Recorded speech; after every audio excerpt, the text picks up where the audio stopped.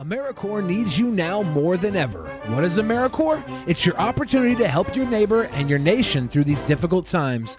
AmeriCorps members serve their communities by fighting hunger, teaching and tutoring and mentoring students, and responding to natural disasters.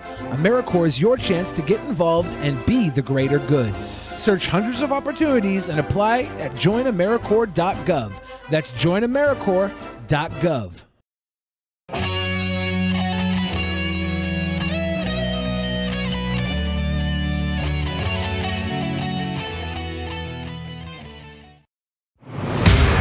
Ladies and gentlemen, Drunken Peasants presents Actual Mania's ultimate battle for internet crazy supremacy live on pay-per-view.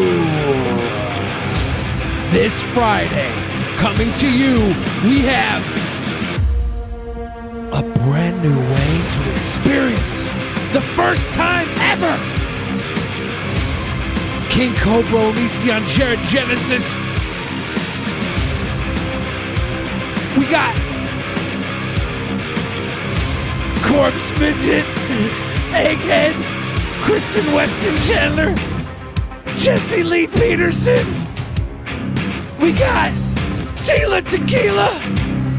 And they're going head to head to head to head to head for the cash in the account contract.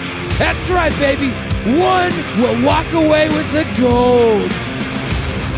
We also have Pimp Monk, third not wonder of the world, going toe-to-toe with Billy the Fridge, the reigning defending Cringerweight champion. But that's not it! We're gonna have Alex Jones returning to take on the champion, Gail Cord Schuler, Playboy Playmate of the Century, for the World Championship. That's right, this Friday, the tournament, the championships are on the line. Patreon private show, $5 and above. Everybody be ready. Actual Mania 9 this Friday. Only on Patreon per view.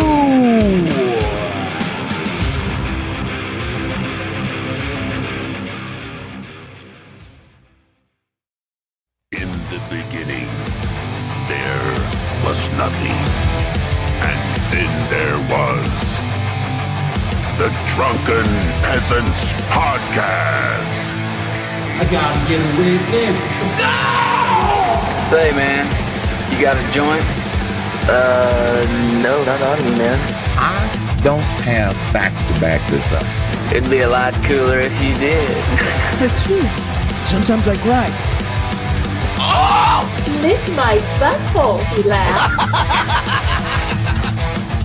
From the strangest corners of the internet, here to bring you opinions of the world from an altered perspective. Here are your hosts, the Drunken Peasants. Hello, everybody. Welcome to the Drunken Peasants Podcast, episode 742. Do it live! We have Hannibal and Monty joining us again, and of course, the very, very, very beautiful bird, Dusty the Cockatiel. Welcome, everybody. Welcome. Dusty's a beautiful what's going bird. on? I feel honored to finally be on screen with Dusty the Cockatiel, which I did not know was a white bird, but you know what? That's okay, because in these racially charged times, that I think that's cool. I think that's awesome. I think Absolutely. I think all birds got dark meat though, don't they? They do. All birds That's do. true. All the sexy birds do anyway. Yeah. Yeah, that's true. That's Thighs true. and legs, baby. That's right. I don't want to Yeah. eat Dusty though. I'd rather not eat Dusty, not today. Yeah. No, I'm not gonna eat Dusty. The I'm not gonna apocalypse never got to Dusty eating level. We got wear masks outside. I think Hannibal, you were probably ready for that forever. Hell yeah. My mask collection is on point. Like, I had one of my Uber customers ask me, she was like, "Man, where'd you get that cool scorpion mask from Mortal Kombat?" I said, hey, made this bitch. All right. Well, yeah, we're not at Right. biodome level of COVID yet, I love Biodome. where you have to eat a pet bird. What a No, great movie. I am God. Yeah, no, No, we're not there yet. No. And Dusty's like, what are you talking? Dusty has his little I don't know what you call that thing. The feather on top of his head up. Like, what the fuck are you talking about? It's a crest, right? Isn't that Crest? a mohawk? Is that not what they call it? Is there a different term for A crest? I thought it A was his crest. Okay. I guess I'm the only one that knows birds. I didn't know what it was called. Yeah, no, I did not know. Okay. So I don't know everyone, birds. just so you know, a lot of times when we do these shows, the show somehow disappears after we're done streaming, and you can't find it by searching it for maybe 12 to 20 hours after we do it. So it's very important that you like the stream and that you share and follow us on social media, because that's the way people are finding the streams these days. You can do and that. Also, Ben, can I add to that? Yeah. I've been subscribed to DP since before our first appearance on here. Yeah. I had to go and search this episode. Yeah. I did not get it. I know. And So- it's not a coincidence. And actually, YouTube admitted to me that if any video gets flagged as potentially inappropriate, they hide the video until it gets manually reviewed. So it's really important for people that want to stay up to date. Social media, there's Facebook and there's Twitter, but I would say the best way to do that is to join our Discord. There's a link in the description to join the Discord if you want to go there. Because that actually sends out alerts. If you have your alert settings on there, you'll get a little email notification letting you know that a stream's about to start. And I usually send out that notification about a half hour before we go live. So just so you know, that's a way you can kind of keep up on when this is happening, because YouTube is no longer even a distribution service. It's literally just video hosting. A subscriber means nothing. It's imperative it's that you weird. all like this stream and make 74 accounts so that you can. No, that's not true. Don't do that. Yeah. Well, and another. Look, make 72 accounts and make sure that you like and share the stream on all 72 accounts. No, never do that. Never do that. Yeah. We're not condoning that. This is what you should do. Tell all of your friends, make new friends, and then they'll all become fans. Yeah. So, speaking of Discord, our Discord server was partnered on Discord for a very long time. I was not the original creator of the Discord, so something happened where our Discord lost our partnership, and I can't even be told why, because I wasn't the original creator. So I guess I didn't get the email warnings nor the email saying it's gone and this is why it's gone. So I don't know why. I'm going to try to get it back, but partnership applications are closed right now, and there's no word on when they're going to be opened back up. So one thing I ask is if you are on our Discord and you have any of those Discord Nitro boosts, I'm not telling you to sign up for Nitro if you're not already, but if you already are and you have those little boosts, if you could give us one of those boosts to help us get the perks that you get for being boosted, that would be great. I signed up for Nitro myself and boosted the server, because you get better video quality, you get better audio quality, you get more emojis. Eventually, you get a custom Discord URL. So we lost our custom Discord URL, so that's why there's like one of those random generated ones down in the description. That's sad. Yeah, well, whatever. I'm sure there were emails that came in, but I didn't create the account. I didn't get the Discord server partnered. It was handed over to me later. And I didn't know that there was a special email for the owner of the account. So Yeah, I'm sorry about that, guys. I was too busy at Chipotle to tell Ben. Oh, yeah. My bad. Yeah. So joining it. But isn't Qdoba the superior restaurant? That's not true, no. It is. He kind of admitted it. That's He what I've kind of heard. admitted I've it. heard that the guacamole is better at Qdoba. It's true. That's what I've been That's told. not I've never true. been to We Qdoba. had a double. lie. We had a double taste test. It was a horrible day. It was raining really bad, and at the time there was no actual places open for dine-in. So we got in Billy's car. We went to Qdoba first, and then we went to Chipotle and ate in the parking lot. And you did admit there were some better parts about Qdoba. And then after you got halfway, because you got two big ass burritos, after we got halfway done with each burrito, they started to taste the same. I got salad bowls, but Right. yeah, same thing. Right, same thing, only no tortilla. I will say this, though. The people outside of Chipotle looked way happier than the people outside of Qdoba. Could have been a coincidence. It's so anecdotal. Could have been a coinky dink. No, I'll tell you why. Because the people outside of Chipotle were not being talked to by Billy the Fridge, and the awkward person outside of Qdoba was being talked to by Billy the No, Fridge. I was awkward to the people outside of Chipotle too. No. Yeah, those two girls walked up, and I was like, "Hey, you guys want to eat my burrito?" Look at this. He's like directly impacting the people outside of Qdoba so that he can later use that as the reasoning for like, oh, you know those people? He didn't even mention to you guys that he was talking to the people. So there you go. He can directly influence the way the people outside look. Not that even matters. It was the food. Qdoba better. Qdoba was like a Depression-era slop line. No, you know what? Chipotle was like a cool dance club. I can't help that Billy the Fridge loves gentrification so much. You know? Yeah, what's up with that? You know what? There was a real Hispanic family in Qdoba, and just a bunch of crackers at Chipotle. That's not true. I'm not surprised that you of all people would eat at Chipotle. Their word. We can't use that word. That word belongs to them. No, I don't mind if you say it with a soft R. Cracka. You can't say that, Ben. All right. Gotcha. All right. You can't give these guys the Cracker Jack pass.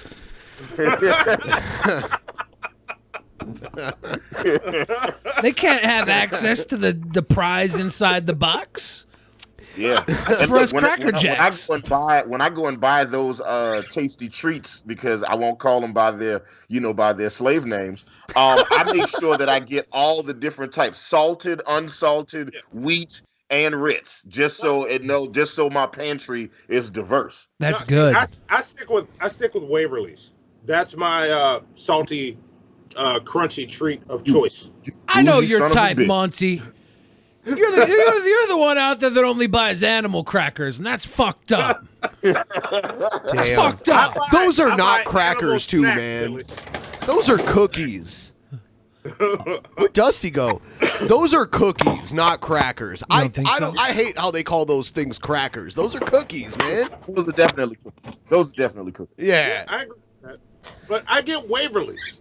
Those are crispity, crackly, salty treats. Crackly, huh? You got real close. Okay? Oh my God! You really just Edward Nigma that shit just now. So he wants you to know. Fine line, buddy. We got my eye on you. He thinks just because he's dating a white woman, he can say that shit now. Okay, that's what it is. I'm watching you, man. Okay, I'm watching you. All right. Keep an eye. What? Take a picture. Come on. I'm just kidding, guys. You can use all the cracker terms you want. It's okay. We're watch the We're privileged. You know, say it with the ER. Say it with the hard ER. You won't wind up in the ER for saying it with the ER. That's a bar. You're fine. That's a bar. You're fine. So wait, I'm trying to remember the bar Tish said earlier. What was it? Oh shit. There was some story about some professor that told his student that she needed to anglicize her name because it sounded like a English insult. And her name was Fuckboy. But really? What? Yeah. Her name was Fuckboy. I'm grossly mispronouncing it. But he said she needed to anglicize her name.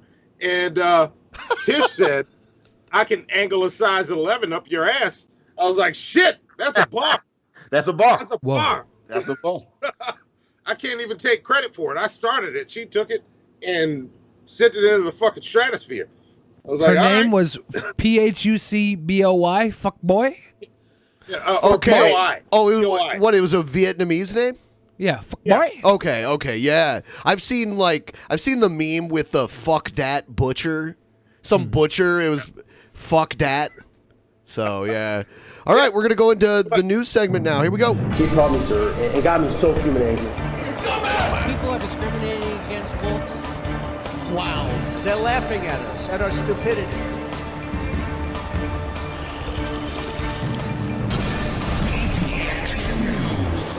And you better well learn to love it.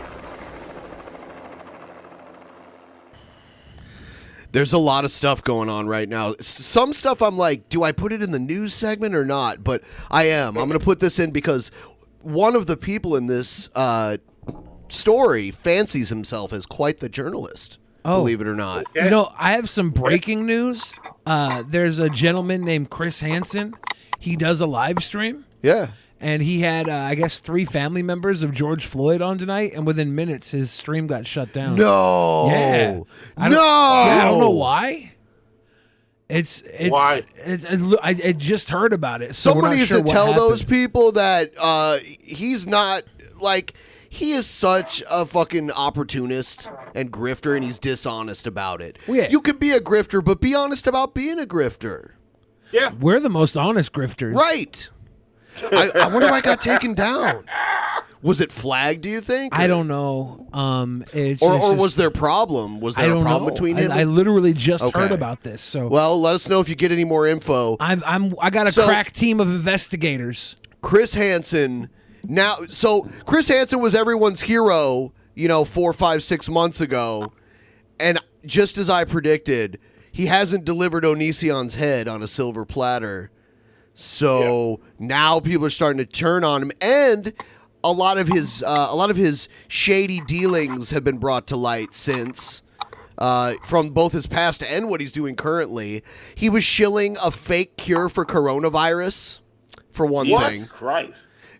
And when I say cure, it wasn't an internal medication. It was like a surface disinfectant that was supposedly would shred coronavirus on contact. But Chris Hansen actually made his Twitter account private for a few hours yesterday. Yeah. And then when he came back, he released this video with horrible audio that I'm going to have to boost the audio on. Here it is. All right. Hey everyone, hope you had a wonderful weekend and a good Father's Day if that applies to you. My Father's Day was wonderful. Anyway, I wanted to touch base because over the weekend... Plus, he's from Michigan, by the way. I just want to point that out, too. You don't like people from Michigan. And a couple of videos from were Michigan? released, and there was a lot of talk on social media... Papa was born in Ohio! ...that I thought needed to be addressed. One video in particular that was on YouTube, which claimed to have dug deep... Look how he puts his fucking Emmy on the shelf in perfect distance right behind him, right next to his head. You can see the little gold Emmy statue back there. You try and hit him with the semi, he gonna hit you with the Emmy. There was a group of people talking shit to him on Twitter, and he responded to their tweet with just a picture of the Emmy. No text or anything. Yes, because 15 years ago, I got this Emmy for standing in front of pedophiles. Right. Deep into my background. Come on, Chris Hansen. Be better. Reporting really was nothing more than this.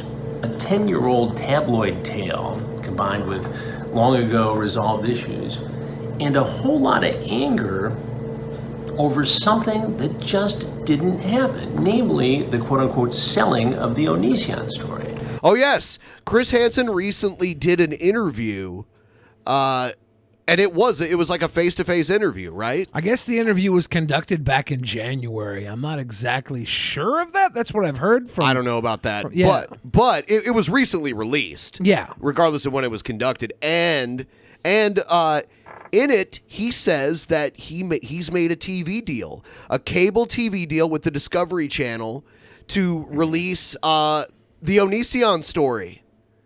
So, shit. So All right. he's about to get paid big time off of all this data he's been gathering from all these people on and the the internet. Victims are gonna get paid too. It's gonna be a big I don't know about payout that. party. I know one of them is And the one that comes out of the woodwork to defend Chris Hansen. She came back out again. Oh yeah, I heard. Yeah, Shiloh came out recently and to defend Chris Hansen. Somebody told me that Repzilla said that Chris Hansen refers to the victims as his daughters. That's fucked up. I don't know. Chris Hansen calls Onision's victims Onision's According to daughter. Repzilla, from what I heard, yeah. Well, no, his daughter, like Chris Hansen's daughters. He calls the victims his daughters. Oh, that's fucking weird. He's Daddy Hansen. You can't sell a story. Yes, there have been discussions for weeks. Do you think he's buying their OnlyFans?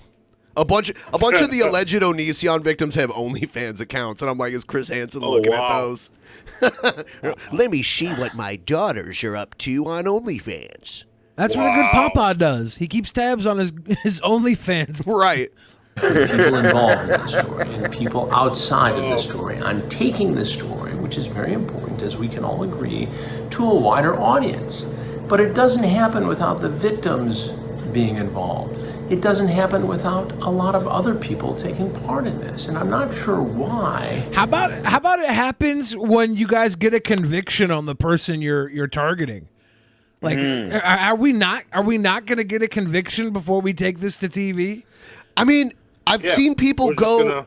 I've seen a ton of people be like, "Go expose Onision." It's like he's already exposed. Everything he's done is already out there, and anyone new that's going to see this on cable TV isn't going to get. They don't care who Onision is. Is Onision about to get paid off of this? No, Onision. Yeah, it's weird that Onision has moved into full-on porn and doesn't make. He stopped doing YouTube. Yeah. People have made more of this than there needs to be. It's a good thing to have as many people know about this story as possible. To hear the voices of the victims, to know what Onision, Greg, so I can get another Jackson, paycheck. Okay, you can go to Chris Hansen's channel right now and look at all the videos with all of the victims sharing their story. I don't think a few extra people that watch cable TV is going to make a difference in that. You know, and it might even double the people that see it, but those people don't give a shit. Them knowing about it isn't going to bring justice to Onision. It's just going to line Chris Hansen's pockets. That's it. I agree with that. Hey, Monty. Yeah. Isn't Dusty a beautiful bird? Dusty is a beautiful bird. Dusty absolutely is a beautiful bird. There we go. He's more beautiful than I expected. I won't lie to that. You know, all this time I thought she was catfishing us with the pictures of the bird. Now I see it's a real bird.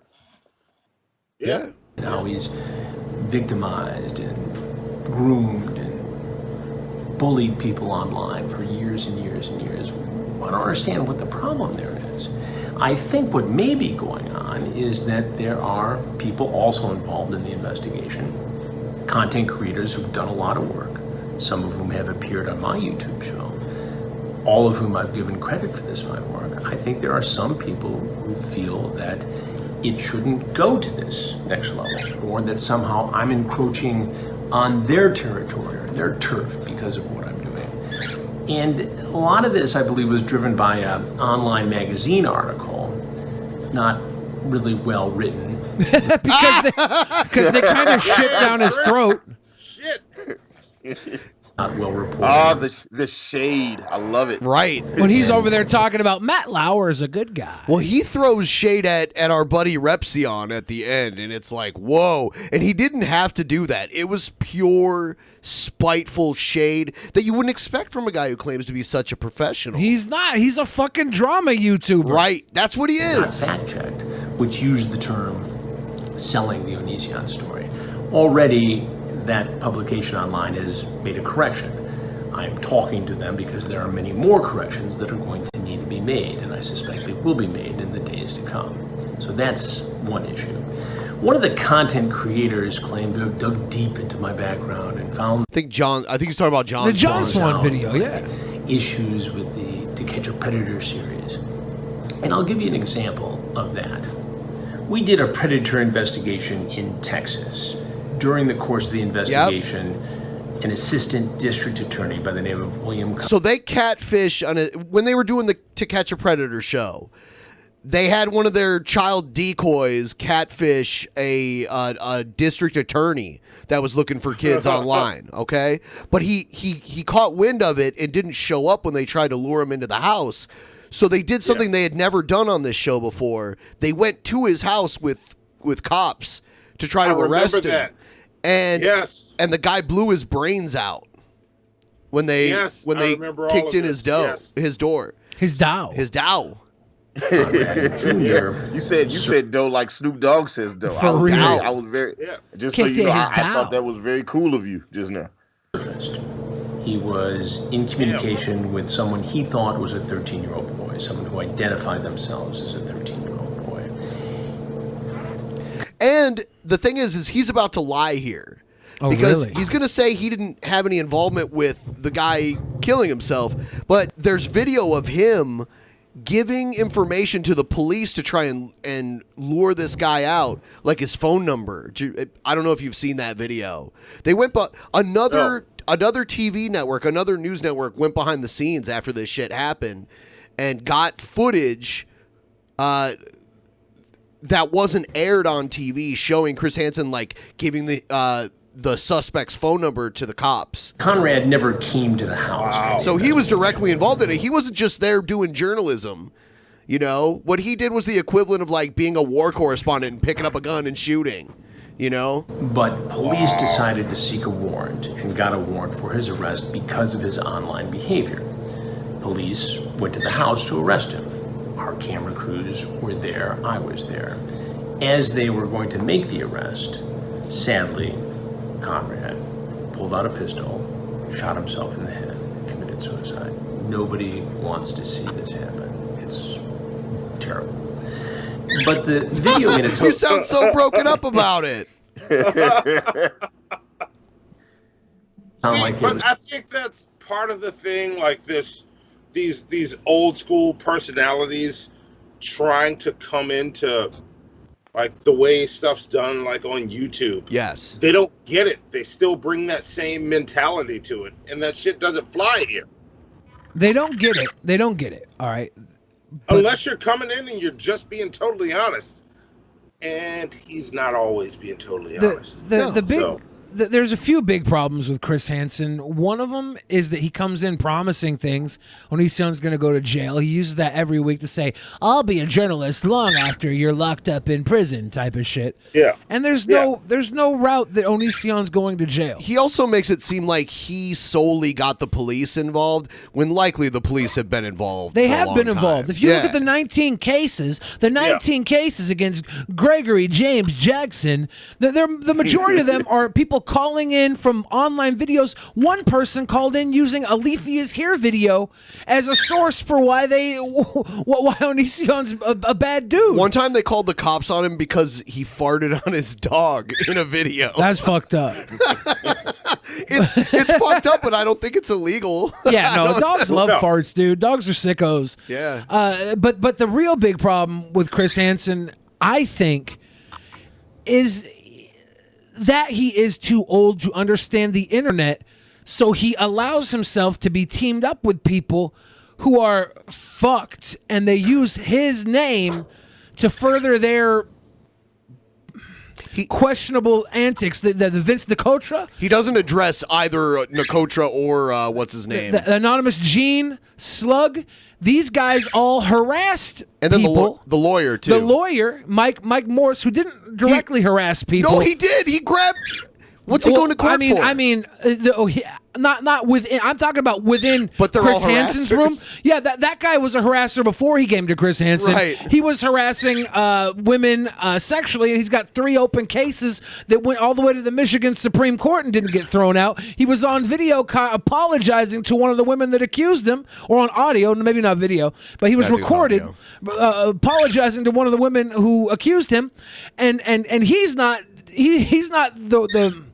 the people who are using Chris Hansen's position to abuse people in this circle. Like the guy, the Slug guy, the Gene guy, and Vince Nicotra were actually harassing people under like the protection of Chris Hansen being their figurehead. Like, this is a guy who doesn't know how to use the internet. We gotta help him. And it's almost like elder abuse, the way they use him to harass people. Oh no. He is not a victim here. No. Well, he's supposed to be the hero here, and he's aligning himself with all these fucking guys. He's always been who are this way, harassing. though. By your own admission, he's always been the guy who just gets in front of the camera. He doesn't do any of the work. So, and this video is shit. You can tell he made it. He threw it together really quick because he was getting more backlash than he's probably expected. And the audio in this, I have to turn this almost all the way up right now. The volume is boosted as high as You it goes. would think the volume would be much better because it's Chris Hansen doing it. You would feel like he should have people in place to help him be like, hey man, your sound's fucked up. It's quite a fall from grace. You would think that. You would think that. He's bottom of the barrel at this point. He's the you know what's funny? Because he's been able to keep his name pretty squeaky clean despite all the shit he's been doing. He's managed to, like, if you hear Chris Hansen and you don't know about any of this, you're just like, oh, Chris Hansen, that guy, the journalist who helped people catch child predators. You know, like, whatever. But he's been up to a lot since then, and his show ended because of this guy killing himself. And then after that, he was just involved in shit after shit, like scam after scam after scam. He has this, like, have you seen this, like, get debt free product that he's a part of too? No. Yeah. It's just people paying him to use, like, it's like when we do ad reads for Blue Chew or something, but it's a little less open. He's a little more hidden with these people who are paying him for his platform. But wow. All right. We'll see. Somehow, because of our reporting, Dateline, because of some aggressive behavior. The reality is this, and this was not in the video, and this is important, so I want you to listen. What they don't tell you is that the assistant district attorney had a laptop, and he was trying to get the hard drive out of it when the police were coming in. And on the laptop, multiple images of child pornography. Now, as an assistant district attorney in Texas, he knew that he could face up to 10 years in prison per image. He did not want to face that. And I'm going to guess that perhaps that... Yeah, we know he was a bad guy, sure, but he should have been arrested. It didn't have to be a big spectacle on national TV, so your show would have a story. Your show was luring people in, not going to their houses. You tried to turn your show into Cops, basically. Like, had more to do with what happened than the fact that he had surfaced in a To Catch a Predator investigation. Again, this was not in the video. The person who put the video together is not a reporter. The person who put the video together merely Googles things and apparently picks and chooses. He's talking about John Swan. He wants to put in the video. And our friend here, Chris Hansen, is picking and choosing what he wants to reply to from the video. Exactly. He's simply replying to the things that he can kind of refute. And I say kind of because a lot of this shit kind of skirts around the claims anyways, but there's a whole lot in there that he can't refute. And he's completely ignoring that because he knows his audience isn't all going to see John Swan. He's only putting out this video saying, you know, that video's full of lies, and he points out a couple lies so that people will throw the entire bathwater out, and they're not even really lies. He just has alternative facts. Chris Hansen, Debt Relief Secrets. Chris Hansen, Debt Relief Secrets. This book will put you on the fast track to becoming debt-free. Every page you read could be worth $1,000. This book will save you. Every page you read. This book will save you from the predator that is the Federal Reserve. See, yeah, it's like a monthly fee. Every month, get a new book, $39.95 a month. Every page can be worth $1,000. I have become the predator, preying on your wallet. Send me money so Onision will go to jail forever. Right. This narrative. The other big revelation this drama channel apparently has is that I do cameos. Cameos are nice. Oh, yeah. Someone tricked him into saying he liked basically pedos. Well, yeah, he was supporting Maps. Maps. How do you get tricked into saying? I don't think he knew what Maps. He hasn't tricked me into saying that shit. He has a anybody ever tricked you into saying that you like pedophiles? No. Well, he said MAPS, which is another term. It means minor attracted persons. Yeah, and a lot of obviously he wouldn't know that. Oh, why is it obvious that he wouldn't know that? His entire career is based on busting pedophiles. No, wait a minute. If you're doing cameo and you read something and there's a word you don't know, unless you're doing a fucking live stream. It's ironic 'cause he I'd has a accept get that out of debt excuse. scheme when This he is came up up- to his eyeballs in debt. Heyo. Yeah, this came up and I just said it. But on a Cameo, you have time to read that shit and you go, I don't know what the fuck that means. Go to Urban fucking Dictionary. Or Dictionary. The dictionary. I like that. Dictionary. Yeah. What the fuck did I just say? Did you just The Dictionary. For fan Yeah, engagement. like look the shit up. Like no excuse. Get the fuck out of Events, here. Bam. special messages, all kinds of things. This particular content creator was able to sneak a prank in and try to make it look like something that it wasn't. Something that could be objectionable to the LGBTQ community, which I support. I like the pause there. Which I support. Family. Oh yeah, he definitely talks like a reporter. Or a con man. Yeah, or both. Hey! Members who are in the LGBTQ community. So any suggestion that somehow I would create a video that was demeaning or targeting that community is just absolutely absurd. Yes, a prank sneaked in. What did that prove? I'll make sure it doesn't happen again. The same content creator suggests that there was some attempt to profit from a quote-unquote COVID-19 cure during our reporting of Yes. the COVID-19. Have you ever Here we go. have you ever been like watching TV and it's like a Sunday afternoon and there's that thing that looks like it wants to be a news station, but in reality it's not a news story. It's a infomercial, but it's like people sitting behind a desk like interviewing somebody. That's what this was. This brand new pill will make your penis grow Right, 4 inches? right. Send This it to the just in. press. This just in. Yeah. Yeah. And that's what it And was. those pills never fucking work. Is what I've been told from friends. is what I've heard is that they don't work at all. Especially the one that says Tiger X 5000. That shit is trash. Is what I've been told. Well, All right, that's what you hear. I Word on the know street. there's a fairy tale out there called Jack and the Beanstalk. If you just eat beans, magical beans, your beanstalk will grow. It's a fact.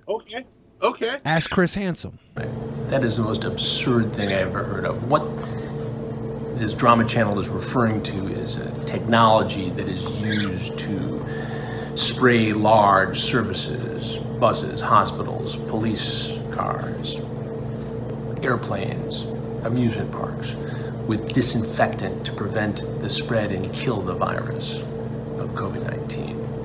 We had a doctor on the show who's a surgeon who shares experiences both in the ER during COVID-19 and the fact that he serves as a medical director on the board of a company that sells this technology. Chris Hansen has a stake in this company, and that shit for was sure. was a commercial. For sure. I hear it wasn't right here. Paid, sponsored appearance. It was something that was interesting to me because it could contain the spread of a very dangerous virus. It's no different than when the same story appeared on NBC Nightly News or when it appeared on Fox. You should also know that that technology is currently being used by medical centers, police departments around the country. It's also being considered at major amusement parks. So the notion that somehow... How do you know all this if you're just a reporter? Like, you know all their inner business dealings for some reason. Yeah, let's check out the company again. Let's back this up. Is somebody gonna let me know how great this is? Because I would love to thank Chris Hansen for his contributions to the world here. Oh, this was What the fuck is he talking about? Promotion of a cure to profit is again just an attempt to ramp up drama for someone's channel. It's ridiculous when you take a good look at it. It's ridiculous. Is it ridiculous? People don't pay to be on the show, have a seat with Chris Hansen. People are not paid to be on the show, have a seat with Chris Hansen. Over the weekend, one content creator suggested that one of my guests, Damian Leonhard, otherwise known as Jesse Slaughter, one of Davi Vanity's victims, was upset because she didn't get super chat money from her appearance on the show. They, them. Damian was Wait till you hear how much he says he made from that stream. an incredible guest, courageous, brave, told her story in in a very compelling way. We had a discussion about Super Chat donations going to a charity of her choice. I said, yeah, I can work that out, not a problem. Now, the Super Chat money from that particular stream ended up being $17.96. Yeah. Balling. Okay. Was it? I didn't watch it. I didn't like keep track of how much he made or anything. I find that hard to believe. He had to have gotten way more in ad revenue, you know? No, you know what he did? You know what he did? He specifically said Super Chat money. Does he probably has Streamlabs set up. Huh.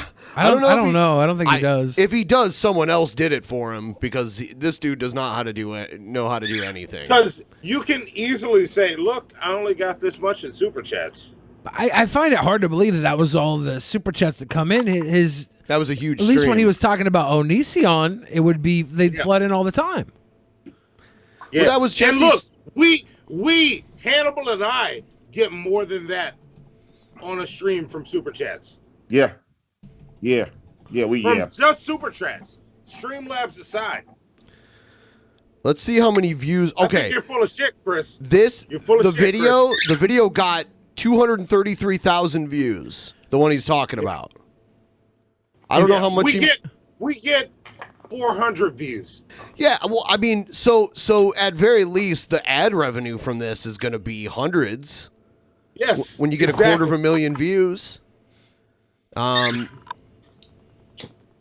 The Super Chats were only $17.37. The ad revenue. The price of one Chipotle. We'll make sure that goes to the charity of Damien's choice. The allegation also from this content creator was that somehow I had ghosted Damien. That couldn't be further from the truth. I would never ghost anyone who's Pretty ever sure they said appeared that, though. on my show. She knows how to get a hold of me. I would never reached out ghost to her. I anyone, can only but I believe would that- let Sarah's laptop sit for months when I promised I would send it to the FBI. I like how he said, I didn't ghost her. She knows where to contact me. It's like, yeah, that's what ghosting is. They keep trying to contact you where they know to contact you. You don't reply. But That's what yeah, you ghosting don't is. answer. You ghosted her. Yeah. Somehow he's not being truthful about this, or that he caught her at a very vulnerable moment and there was some sort of misunderstanding. Damien can call me anytime, and that's just not an issue. But to say that in this highly charged emotional environment is just absolutely irresponsible. Fuck your highly charged emotional environment, you fucking bitch. If don't use emotions when facts could be placed, all right? You're a journalist or you're a grifter. If you're a journalist, say the facts. If you're a grifter, cry to the emotions, motherfucker. Yes. Well said. Yeah. Here's the last part of it where he takes his little jab at Repzion. He didn't need to do it. It's crazy. And then there's Repzion. You know, I realize how much hard work you put into the Onision case. That's why I asked you to talk about it on the show, not once but twice. And that's why I asked every other weirdo that had talked to Onision in a DM as well. The one girl that like popped Xanax before she was on. Yeah. She was like, people literally died because of Onision. They starved themselves to death. Look, I asked literally anybody. I asked you back twice because you could actually talk about things without making me look like an idiot. They asked you. Yeah, twice. But you actually knew Onision. You didn't know much about like the drama that was going on, though. I know a lot about the drama that was going on. I mean, but not the stuff they wanted to hear. Right. I never met Sarah. I never met Shiloh. I never met Billy. I met Onision because my name was Billy, and I made a joke video about him dating me instead of the actual Billy. And I met a whole bunch of people since then that have been ghosted by Onision and treated like shit by Onision and feel like Onision was a horrible person to them. But not one of them were underage. I don't think I've met anybody that's had sex with Onision other than Kai. I'm trying to remember off the top of my head. So I don't know. I also other than myself and Joe. Yeah. Attacked at the same time you were by Greg James Jackson with false claims of harassment. We stood together on that. You should be my buddy. You talked to one of the same attorneys I talked to on it. You raised some $26,000 on a GoFundMe to pay a $2,500 legal bill. Ooh, look at Nobody criticizes you for that or asks what you do with that money. This isn't about getting rich. This is about taking a story to the biggest audience possible to ensure. That's how you get rich. Yep, that is. He literally defined capitalism. That's pretty awesome, right? How about you? How about you write a fucking ending to this story already? I don't know how long we have to wait for some sort of concrete ending. Repzion was on the Onision story for 10 years. Stevie Wolf on the Onision story for 10 years. Maybe even longer than that. And we don't have an ending yet. Everybody wants this ending. Everybody wants Onision to go to prison. It doesn't look like it's going to happen. And this grifter Joe here is telling everybody that he's going to be able to deliver that. But now he's just taking it to the TV. He's going to tell the same old story over and over again while Onision just gets richer and richer and builds his fucking platform back. He's killing it on OnlyFans right now, showing his butthole off for $17 or whatever the hell he gets. Let's watch just the end of this because what he says, it's so fucked up. I even laughed because it's so ridiculous. We get justice here. And you know, you can call me, by the way. It's not like you have to go straight to YouTube to criticize. I guess it's your right. That's fine. But I have to wonder if you're not just diverting attention from your own drama. Oh, look at I wish you nothing but the best. He's got his Anyway, those are my thoughts based upon this weekend. You should know that this is kind of like when him and Vince had a falling out, and Vince the coacher was accusing him of things, and he goes to the hacker Gene and sends the hacker Gene a DM message with a clip of a text message from Vince the coacher being super racist, dropping like super racial slurs and stuff in a text, and he sends the hacker Gene, and he says, "So, what do you think would happen if this became public?" Like, just now you care about him being a piece of shit? Not when he was doing your fucking bidding? But now when he talks out against you, you want to slide out some shit through a hacker. You don't even want to release it yourself because you want to sit back with your arms folded and pretend like your hands are clean. But you're a fucking devious shit stirrer yourself, my dude. Yeah, here's the cameo of him saying that he likes maps or supports them. And I took this from Real Street News channel with his weird little intro here. Cool. Free advertising for you. Yeah. Hey everyone, Chris Hansen here of Hansen versus Predators. To catch a predator and have a seat with Chris Hansen. And now I'm going to need you all to have a seat right over there.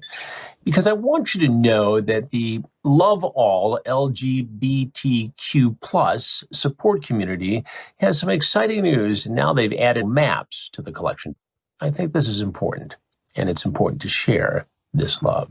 So you take care, take advantage of this. The LGBTQ Love All collection. Remember, I'll be watching, and I'll see you soon on the TV and my YouTube channel. So, research. And, hey, Ben? Yes. You know, since we're talking about Cameo and, you know, we've got Hannibal and Monty here, you know, celebrating diversity. Can you, like... Yeah! You know, Sinbad, the legendary comedian, made a video for Dusty, and if you have time, maybe, you know, show Sinbad's love for Dusty. Yeah, I'll grab that. Just link it in the Skype chat if you can. All right. There we go. There. Do it now. I'm gonna show. So this came in the mail to Repzion's mom recently. Okay. Here. Oh shit! Hold on. Damn it! I'm gonna have to just pull it up from Twitter because it's not working for some reason. Oh. Yeah, he did read LBGTQ at the end there. I thought that was a cute stumble. I don't want to say anything wrong though, because I'm sure I'll stumble on something important in the future. I try to call people out when they say things because I do it all the time. As long as you're not Jesse Lee Peterson, the shit like lesbians. Somebody sent this card to Repzion's mom. Hello, Kathy. Hello, Kathy. Get your son under control. He's hurting hundreds of others, and so is Maya. Consider this a warning. Get him under control. I like the strategic use of the underline there. Okay? How can you pretend like you're better when you're sending this shit to people's moms? Like you literally lost the moral high ground no matter what at this point. Well, look, hold on. This is the shit I bitch about all the time. I'm like, people, get off the fucking internet. Like, we're all on the internet. Like, Ben, Billy, me, Hannibal. We all do shows on the internet. Why the fuck are you on the internet? Why is it that important to you? Look, I'm on here. This shit doesn't matter to me at all. Like, my biggest stress is trying to make time to get on DP. Like, I like these guys. I don't have time to get on here. I want to be on here. Why do you have time to stress about this bullshit? How do people have time to send shit to people's mothers? Stop it. It's white privilege, Monty. This is that white privilege. First off, that's a terrible use of privilege. Okay, I just want you to know you're using your caucasity wrong. No, we know. We waste it all the time. Look. One of my really close friends uses his privilege to fight for black people. He goes overboard a lot. I love you, man. Like way overboard. Like way too overboard. Stop. Calm down a bit. Yeah. But he's using his privilege for good. This motherfucker's never on the internet. I wish he was, so he had a hobby, so he'd calm the fuck down. I'm talking to you when you see this. Damn. But stop. Like, why? Why are you doing this shit? This is stupid. You told them to get offline, Monty. I think it's unfair. This was offline. They sent this snail mail to the mom. USPS. They got offline to send this, and we judge this card as being inappropriate, but we haven't seen the cover of the card yet. Like, what was the? What was it the might front? have been like some hallmarks. Yeah. Let's see. Let's see it. No return. I like how they got the black cat stamp on there. That's witchy. This is witchy. Yeah, this is witchy. These are the same motherfuckers that will complain that nobody will fucking talk to you. You know why? This is why.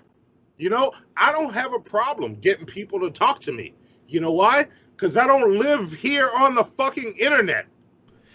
He is hurting hundreds of others. Damn. I don't care what y'all do on the internet. Like, say stupid shit. If I don't like it, guess what I'm going to do? I'm going to move the fuck on. That's what I do. Sometimes ignoring them is the best payback. Oh yeah, for sure. Yeah. Like when they send stuff like that, they clearly want the reaction. Yeah. Well, yeah, so Repzion with his I don't know, he's probably got, how many followers does he have? He just blasts this out like right when he gets it. It is kind of the desired reaction, right? Yeah. Yeah. You know what? I'm going to give you an outlet. You know what? Send your hate. Accuse me and Hannibal of anything. We will apologize as if we did it. Our P.O. Box, I don't remember our P.O. Box number. But go check out our channel. Look in the description of any show. The P.O. Box number's there. Send your hate mail there. We will make a segment where we will reply as if we did the offense that you're accusing us of. Now, wait a minute. Hold on, Monty. I don't know if I want to agree to those terms, okay? Shut up, Hannibal. Shut up. Just go with it. See, he thinks clearly because he's the older of the two of us that he can... Oh, we're gonna bring ages. Is that what we're doing, Hannibal? We're fighting on DP. We're not. No, listen, no, we're not. Look, I'm just saying. It was just. I just think it's a slippery slope, you know, because then they start sending us stuff, and then we start apologizing for all kinds of dumb shit. Look. If you don't want to apologize, I will. I will fall down the slippery slope. Send your hate mail to me. Address it all to me. There will be a segment where Monty apologizes. That's dumb shit other people did on the internet. Send it to me. That's all Monty at uncle.com. Tom.com. What? I'm about to give it to you right now. I'm about to give you the PO box right now. Like let's look. Don't do it. Now let's Hannibal's get into on this board. shit. That's all right? illegal. Like, That's illegal. Now Hannibal's on board. Yeah. You see that? Yeah. I will apologize for dumb shit. If you need to vent, stop sending shit to people's mothers. Damn it. It's P.O. Box 13013, New Orleans, Louisiana 70185. Make sure you send it to Monty Stickman right there. I will apologize for shit other people did. That's not going to end well. I'm going to apologize like a Karen. Oh, it'll end fine. It'll end fine. Oh, you're going to apologize like a Karen? Yeah. Look, Yeah, boss atheism in the chat is like, man, Hannibal, you just made a terrible mistake. I'm worried. I'm very worried. I think he's right. I think this is a bad idea, Monty. I'm on it. Put it all on me. I'll take it. Put it all on me. Okay, Karens don't apologize. They just ask to speak to whoever the next highest manager is. Can I speak to your manager? So I guess we'll move on to the next thing. People are trying to cancel Jimmy Kimmel. I don't watch Jimmy Kimmel's show. I thought he was funny before, but I saw the biggest movement to get him canceled with all of these reasons. Some of them not so good. Some of them pretty damning in today's climate. Okay, what did Jimmy Kimmel? Let's see. Okay, so here's the first one I saw, and this was him interviewing Megan Fox. This is one of the things. Here it is. Hi there, we're back with Megan Fox, David Cross from Phoenix, still to come. Megan, what is it like working with the director Michael Bay, who, from all accounts, appears to be insane? Yeah, well, he's sort of infamous for being a sort of tyrant, I guess, on set. But he, the first time I ever worked with him, actually, I had just turned 15, and I was an extra in Bad Boys 2. Really? And yeah, they were shooting this club scene, and they brought me in, and I was wearing a Stars and Stripes bikini and a red cowboy hat and like 6-inch heels. And they took me to Mike, and he approved. At 15. Yeah. Interesting. I'm pretty sure he could have found actresses in their 20s to play that role. And they said, you know, Michael, she's 15, so you can't sit her at the bar and she can't have a drink in her hand. So his solution to that problem was to then have me dancing underneath the waterfall getting soaking wet. And that... Perfectly wholesome? At 15, I was in 10th grade. So that's sort of a microcosm of how Bay's mind works. Yeah, well, that's really a microcosm of how all our minds work, but some... So they're like, oh, all of our minds want 15-year-olds in bikinis dancing underwater? Some of us have the decency to repress those thoughts and pretend that they don't exist. Right. Yeah. So. All right. Look. Is that it? Can we Yeah, I go think with it that is. one first? Let's go with that one first. I don't know what the Diana clone thing is. Yeah, should we cancel him for having repressed That's one thoughts? of them. That's one of the Or reasons. was that a joke? But wait, let's take it one at a time. Like this one. Should he be canceled over this one? I say no. He just kind of laughed and told a joke. I think we should look at this as something that we don't like and move forward, not liking stuff like this. Yeah, like we're not there. And whenever this was before Transformers, because he was doing Bad Boys. Right. So this is way back. Jimmy Kimmel's not that same person anymore. So no, we don't cancel him over that. It is excluded from the pool of evidence from where I sit. All right. Another thing people are bringing up is he used to host the Man Show, and he did blackface multiple times as the host of the Man Show. Here's his Carl Malone. Sometime at night, Carl Malone look up in sky and say, "What the hell going on up there? Do UFO live on other planet, phoning home like E.T.?" Carl Malone read on TV about white people getting deducted by alien, sticking all kind of hell up their butt, and that's a damn thing. Now, Carl Malone never seen no flying saucer himself, but if he do, that's gonna be a spooky time. All right. So I saw people arguing about this on Twitter. Yes. I remember Jimmy Kimmel during Karl Malone. That's a good Karl Malone. Yes, impression, yes. right? Like, That's the like thing. Blackface notwithstanding. That's a good Karl Malone. Look at impression. So these people are arguing here about it. And so it's what's worse is his fake black accent. He's trying to sound inarticulate and street. That's what's the most offensive thing here. And then the other guy's like, no, he sounds exactly like him. And the guy at the bottom's like, no, he doesn't. So the guy links him to this interview transcript. And the guy's like, never mind. Never mind. Yeah. Karl Malone's kind of a POS too. I heard like he owned a Toyota Didn't he dealership get canceled recently in Albuquerque when I lived there. I heard Karl Malone got canceled recently, but Karl Malone has always been one of those, like, you know, like he's low key in the sunken place as far as black people go. You know what I'm saying? Look, he might be the second greatest power forward of all time. He might be the greatest basketball player to never win an NBA championship, and he's also kind of a little bit of a piece of shit. Yeah. Can I say something about blackface? Sure. This is important. Okay. When these old pictures come up of these racist ass white people doing blackface in the past, it is most effective because right now they are racist pieces of shit, and that establishes a pattern from way back. Blackface is never good. Let me clarify that. Blackface is never good, but when it's in the past and we bring it up and it's used as damning evidence against this racist piece of shit today, it's just to establish that this motherfucker has always been a racist piece of shit. He did not give a fuck. He has not changed from then till now. When you try to bring it up against somebody that is obviously different now, saying, "Oh, look, this motherfucker did blackface in the past," like when Robert Downey Jr. did it in yes. The funny thing about that character is he was playing a white guy that got like surgically made black. Robert Downey Jr.'s character. It's really weird.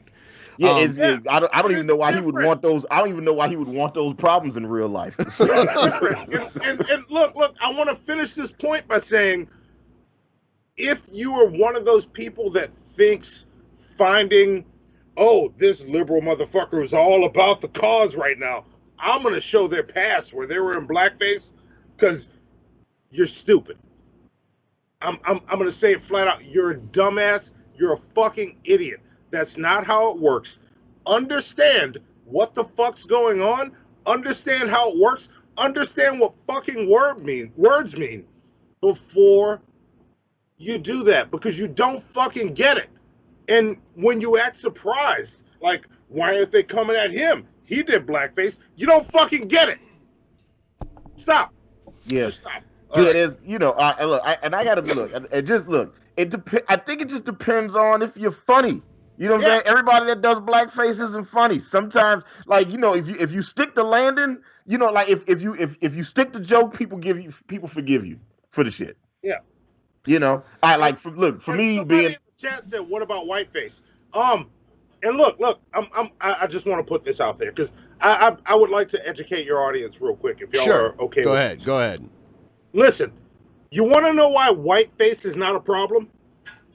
If you can give me an example where black people as the dominant race made fun of you in shows that entertain the masses dressed like you, then you can tell me why whiteface is a problem.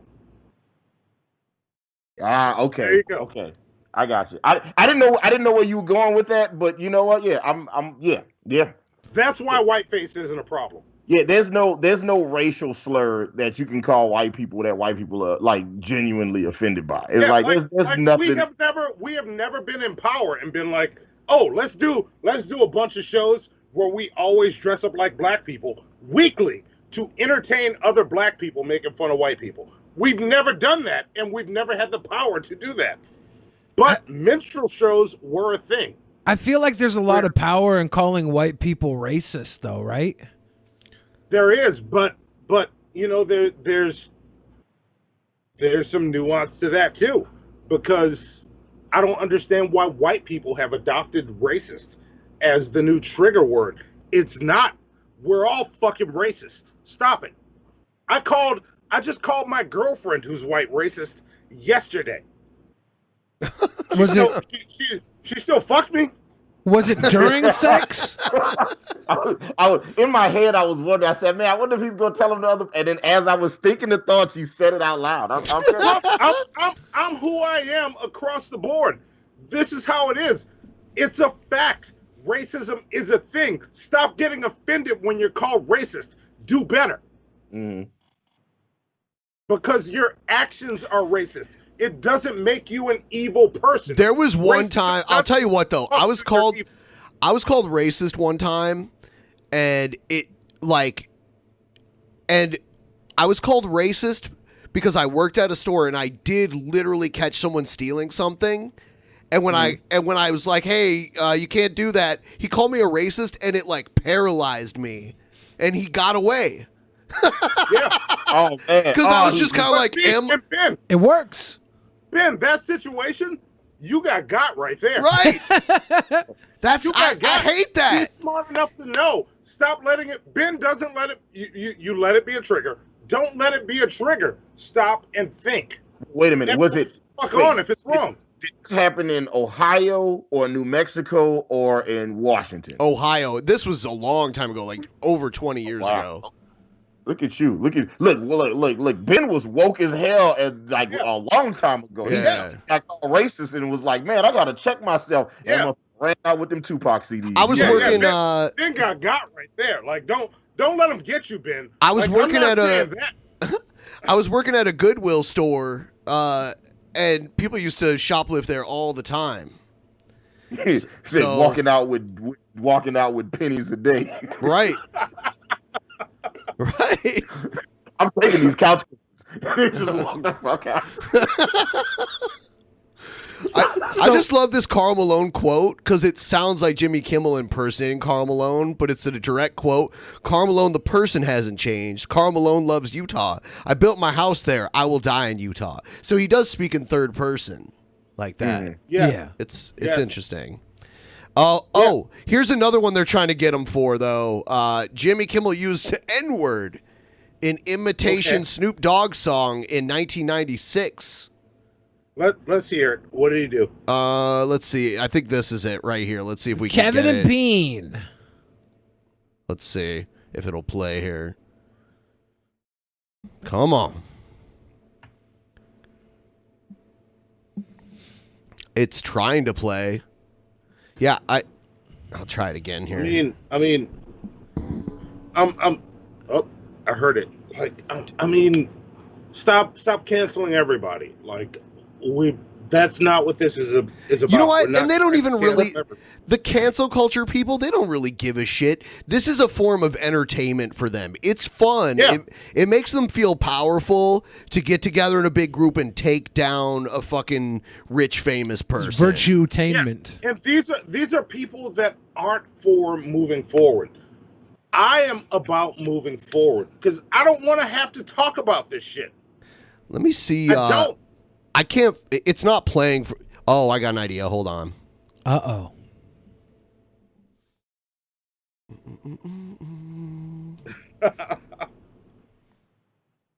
Yeah, I just like we don't need to cancel everybody. Like we're all gonna say shit we all don't that some people aren't gonna agree with. Who's somebody who has been canceled recently that you think was a great canceling?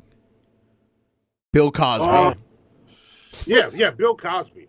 Yeah, cancel him. Bill but don't cancel the Cosby Show. Okay, all right, good. You beat me. That's where I was going with it. That's cancel Bill Cosby moving forward until he shows that he has changed. Are we allowed to listen to R. Kelly? The Cosby Show.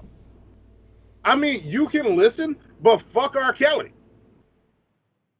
Isn't that what got us here? You can be like, I don't see nothing wrong. As long as you know what he meant and you don't mean that when you're singing along. Yeah, I got the R. Kelly Ignition remix on a bunch of my white people playlists, not the black people playlist. Black people not ready right now, but white people is like, they'd be like, that shit come on, they'd be like, it's their remix to Ignition, hot and fresh out there.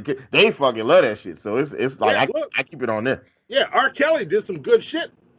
He did some great shit. I hate R. Kelly, but I enjoy some of the music. Here we go. Yeah. Here we go. I have to find our survey teacher. Okay. Is this going to get lit? This is Kimmel. There we go. We only see Dusty on the screen, by the way, Ben. I have to wait until it shows up on the screen. Back in the day, in the Bethlehem hood. That shit was all good. Hang on. You know this family was holy moly. The Virgin Mary was roly poly. Wise motherfuckers on they way. Bringing gifts and shit for baby boo in the hay. Well, there was danger, niggas in the manger. Word. So there it is. Okay. I'm waiting. And Ben, in the Skype chat, we only see Dusty. We're not seeing the screen share. Oh. That's weird. So I've been just watching it on YouTube this whole time. The entire episode? Really? Yeah. Yeah. Damn. I thought I shared it from the beginning. That's weird. Yeah, I was trying not to disrupt the show, so I shared it there. Oh no, Dusty is all you need to see, though. But yeah, Dusty's a beautiful bird. I've been enjoying. He's definitely not a filthy gutter bat like that I thought he was. Hannibal, I'm sharing it right now. You might have to like click on us in the upper corner and like drag us onto the screen if you see like. No. I see it now. Okay, cool. Hannibal Monty, since we're here using you for all of our pale skin race questions, do we have to throw away? We have to throw away any Aunt Jemima we have left over in our refrigerator, or can we finish it? I got a better question. Answer that, but my follow-up to this is Mrs. Butterworth black? I always thought she was white. I always thought Mrs. Butterworth was white. Man, when I see that ass, I always thought she was a black woman. Yeah, she's thick and rich. Yeah. I'm not going to speak on Mrs. Butterworth, but I will say Aunt Jemima, and I'm not saying enjoy your Aunt Jemima while it's there, but let's just acknowledge that Aunt Jemima is a negative black ass stereotype. She was a fucking mammy. One of the fans of the shit show had posted on his very right wing Facebook page. He says, "Oh yeah, how come Aunt Jemima wasn't racist when Barack Obama was president?" I said, "No, man, it was racist then too." Yeah. She's always been like it. Yeah. It's a thing. If we can change it and adjust it, let's do that.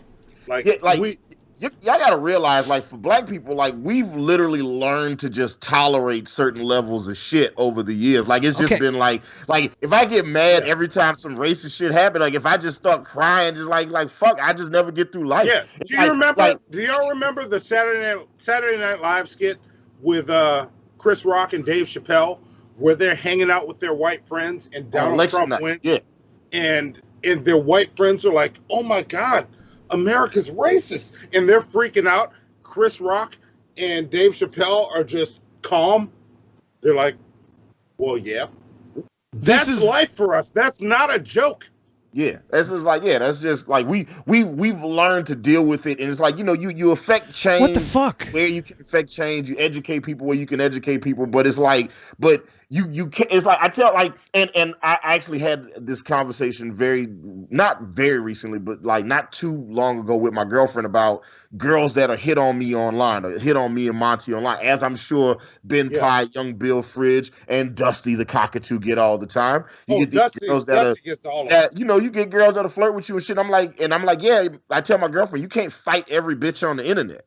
Yeah. You know what I'm saying? Like, it's just like... My girl fights every bitch on the internet. I do want to point out that the voice actress for Mrs. Butterworth is like a white red-haired lady. Yeah, but that's who it is. Yeah. She was born the same South year. Park. She was a voice actress on South Park. She was born the same year that Mrs. Butterworth was born, so she wasn't the originator. Well, they didn't have her in the commercials back then. Yeah. They were born the same year. I didn't even know. I've never heard Mrs. Butterworth speak before. What's this right here? And right down there, in 2020, following protests over the systemic racism, Conagra Brands announced it would review the shape of their bottles as African-American people viewed them as an example of the mammy stereotype. Some reports have indicated that the character was originally modeled on Thelma Butterfly McQueen, who appeared as the maid in Gone with the Wind.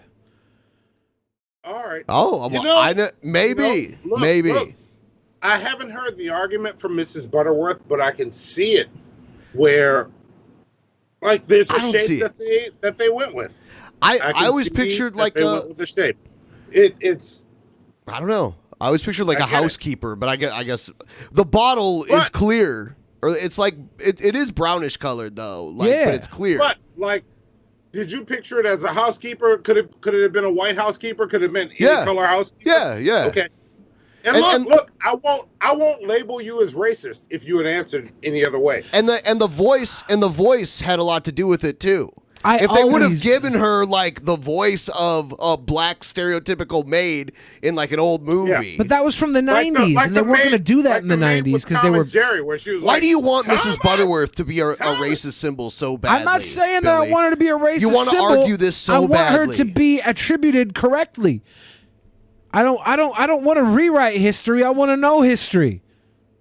I haven't had Mrs. Butterworth syrup in so goddamn long. It's not even the best syrup on the market. I have to ask this, guys, because we're whiting out right now, and we're getting all of our white privilege points deducted for asking these fucking Peckerwood questions. What other foods are at the market right now that we need to have on our radar? Is there like a list that we don't know about? I don't know. You'd have to show us. Uncle Ben's. Some food. Uncle Ben's. Yeah, Uncle Ben's. Just get Mahatma Gandhi rice. Okay, it's the superior rice. Yeah, look, or do like me. I eat Kroger brand brown rice. So and look, I want to explain this because all this shit seems random as shit, and I want to approach it from looking at it from the outside. All this shit seems random, like Uncle Ben's, Aunt Jemima, all this shit, like all of a sudden, like what? Yes. Is cream of wheat inappropriate? No, and here's the thing. You're not a piece of shit if you enjoy these products and you're familiar with these products because you've grown up with them all your life. But when you look at why people are standing up against them, it's because throughout all of my life and throughout all of your life, we have been taught that it's normal to make icons out of people in shitty situations. That's what we've been enjoying all this time. Somebody just recently said, hold up, why? And they're right. Why? Why are we doing that? Why do we make icons and logos out of these people that were in shitty situations? There used to be a lot more of it. Like there's I watched this weird it was almost like a fake documentary, like a fictional documentary where like the Confederacy won the war and they had all these commercials for these products that were really racist that actually used to exist back in the day, and they had all these fake commercials.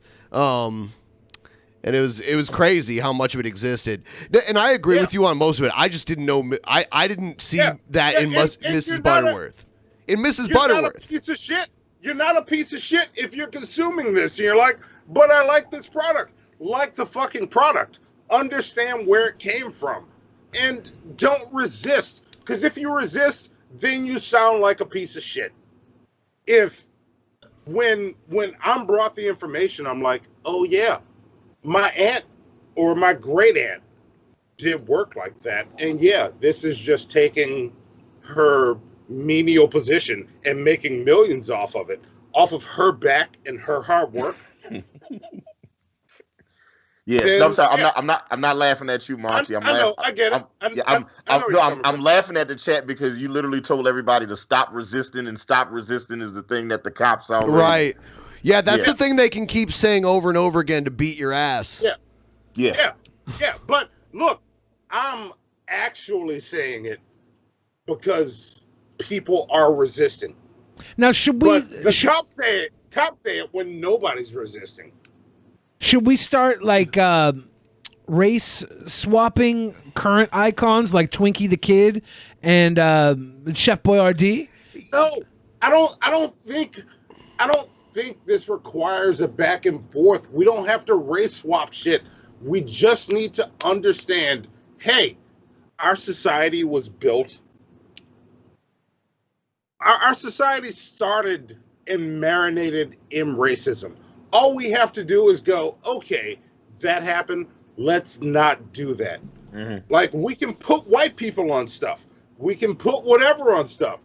Let's just not be insensitive when we do it. Yeah, we had like Jerry West was the NBA logo for like 100 years. You know what I'm saying? So it's just, it's okay. You can have we can have like I saw some senator in Virginia. Her name is Amanda something. I can't think of her last name. Hug and that Kiss? was saying that. What was it? Amanda Hug and Kiss? No. God damn it.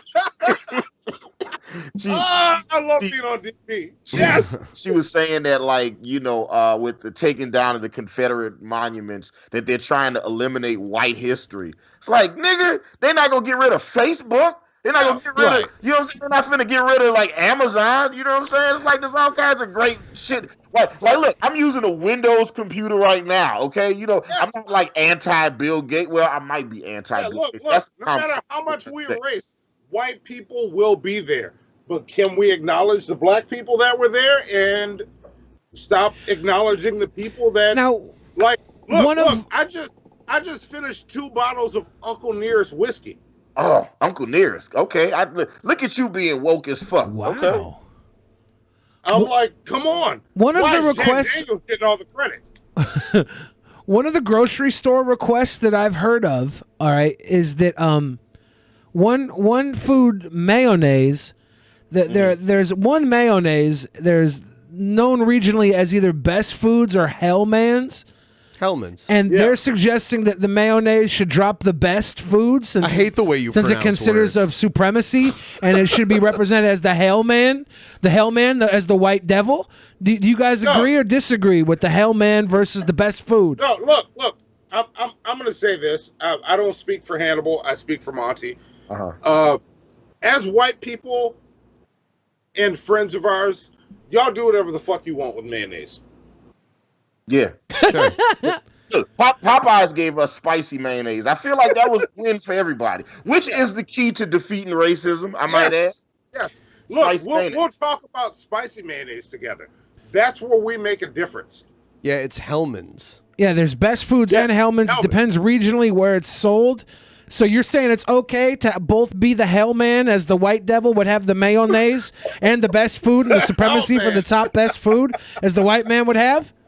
The mayonnaise? That's okay? Yeah. Before we move on, I'm throwing up a little bit just looking at the logo for mayonnaise. Before we move on, everyone, please like the stream. If all of you watching right now, we have a good turnout tonight. If you can like the stream, that would be great. It'd probably bring in more people.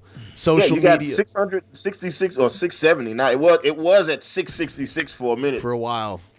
Now, can I make some suggestions, guys? If you mix a little sriracha into the mayonnaise or a little barbecue sauce in the mayonnaise, does that make it more palpable? Maybe with a French fry and or a crab rangoon? You know what? Yeah, you mix it up, make it something special. You know what's up, Billy. You got it.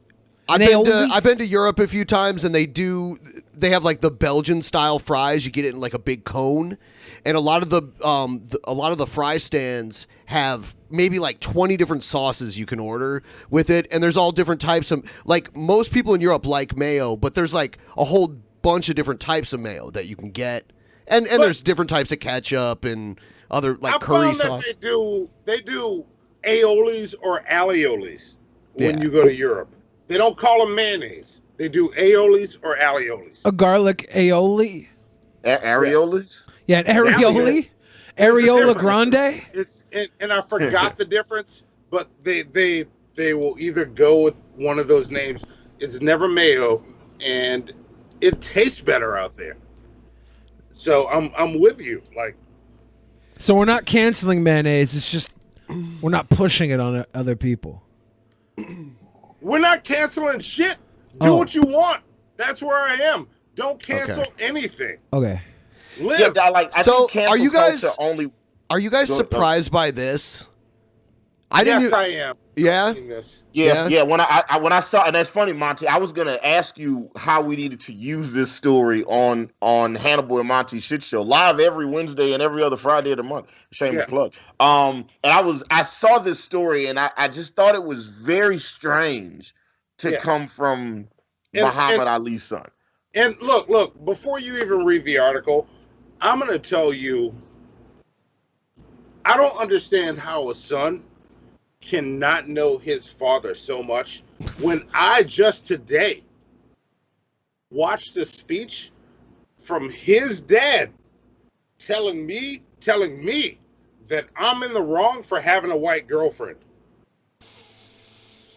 Yeah. But to be fair, Tish is a good-looking woman, so I give credit. What does Layla Ali have to say about this? Because she's an actual champion, right? Yeah, she was his daughter that was a boxer. Yeah. His dad would be all about what's happening now. More extreme than I am. I'd be like, Muhammad Ali, calm down, man. Muhammad Ali Jr., the son of late boxing icon Muhammad Ali, told the New York Post in an hour-long interview that his father wouldn't have supported the Black Lives Matter movement, calling it racist. Ali, who died age 74 in 2016 as a result of complications of Parkinson's disease, was a known activist who in 1964 joined the Malcolm X-led Nation of Islam. Ali Jr. said he believed his father would have supported the All Lives Matter movement and thought the legendary boxer would have believed the All Lives Matter movement isn't a movement, all right? It's a steadfast. No, it's not. It's people planting their feet in the ground saying, no! Just had a conversation about that. Literally had this conversation. Hold on. Hold on. Dusty has very strong opinions about this, too. Hold on. Dusty is woke as shit. Dusty, I see you. I see you, Dusty. Hold on, I got to fart. God damn it. And look, Dusty, just so you know, your English is amazing. Of all the birds I've ever heard speak English on a podcast. No, that's not Dusty. That's Dusty's owner, Krusty. Okay. I thought Dusty's English was just on point. Yeah, that's Krusty the chocolate stain. Ali Jr. said his father would have supported All Lives movement and thought the legendary boxer would have believed current protesters are nothing but devils after some demonstrations have turned destructive. He said he supported President Trump and believed his father would have too. No! All right. Yeah, like, I didn't know anything about Muhammad Ali's son. Hey, Monty, could you imagine Muhammad Ali? Could you imagine Cassius Clay being like, yeah, I'm voting for Trump? No, I cannot see him voting for Trump. I see Cassius Clay as my uncle, that I have to defend the fact that I brought a white girl home. Yeah. Because I have that uncle. I'm pretty sure he left the Nation of Islam, too. He was a member of it back when he was, a boxer, but I think towards at a certain point, I think he departed from it. I think there's a lot of people that depart from the Nation of Islam. And interesting sidebar for a lot of people that don't know it, because I think it's cool since we got a bunch of white people watching. So a lot of times when people go to prison, right? Like prison is a very dangerous place. I know you guys have seen TV shows and movies and documentaries and shit about it, so you already know. So a lot of times when people go to prison, the first thing they do is they have to join up with a gang. It just makes the prison experience safer for you. So you become a Blood, a Crip, a GD, Gangster Disciple, Latin King, etc. But there are a lot of people who don't want to join a gang, and instead what they do is they join the Nation of Islam while they're in jail or while they're in prison. And then they kind of get spared a lot of the jail bullshit, like the fights and the riots and all of that dumb shit. And they spend a lot of their times reading and doing a lot of the inner prison jobs. And then when they get out, the Nation of Islam actively follows up with them to make sure that they're still practicing the nation's teachings. So the more black men that you send to prison, especially for like small drug charges, you're actually creating more Muslims. I'm pretty sure Mike Tyson came out of prison a member of the Nation of Islam. Yeah, look. It should. I used to wonder that all the time. Like, why all these dudes I know when they would get out, they would just start selling bean pies on the side of the road and fucking. All of a sudden, they was Muslim and shit. And then it was like, then I talked to a couple people and I was like, oh, yeah, they do that shit to protect themselves while they're locked in. It started in Detroit. And there's a lot of Nation of Islam members in Detroit and in Toledo. Like when I was a kid, when we would stop at a red light, they would come to like everyone's cars and like pass out these newspapers, like try to sell these like Nation of Islam newsletter type things. It was weird, and they wear tuxedos like Louis Farrakhan. They all were dressed like him. Do you think you could sell like bean pies to food stamps? Like you think you could like sell them and get food stamps for them? I don't know. Could you sell pies for food stamps? Yeah, like you know how you sell food for food stamps. Like, wouldn't that be a great way to raise money for like your cause? Yeah, I don't know. They had these weird newsletters, and I researched their religion, and it has like this weird, almost like sci-fi kind of character, almost like Scientology in a way. Like their prophet, Master Fard Muhammad, like went to heaven on a spaceship. It's interesting. It has nothing to do with normal Islam, like the Islam you'd find in the Middle East. It's very different. It's a different branch of their religion. It's very different. It's a lot of guys that go in. So like they go in normal and they be like, they just like, regular offenders. And then when they come out, they're either a Blood, a Crip, a GD, or a Muslim. And then that shit is crazy. So like I just think it's funny because a lot of people, like when I see some of the conservative news outlets talk about, black on black crime and then black people going to jail, I'm just like, a lot of them dudes is coming out Muslim. So maybe think about that. There's a very famous pro wrestler in Japan. His name is Antonio Inoki. And he converted to Islam because him and Muhammad Ali were buddies. They actually had a fight. Is he the guy that got in that weird ass fight with the great fat guy? Like the great Antonio. It was Antonio Inoki versus the great Antonio. Yeah. Holy shit! That dude became a Muslim. Yeah. His real name now, let's see, here's his Wikipedia. His legal name is Mohammed Hussein Inoki now. Whoa. Yeah. So. Holy shit. And he had a fight against Muhammad Ali back in the day. Some people call it the first MMA match ever. What? Yeah. How have I never seen this shit? Hold on, I gotta find this. It didn't. Great.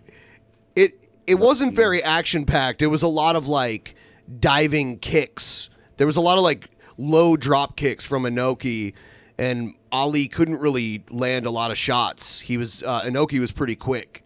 So it's not the most exciting fight to watch, but it's interesting. Holy shit. Yeah, it is. When Ali tried MMA.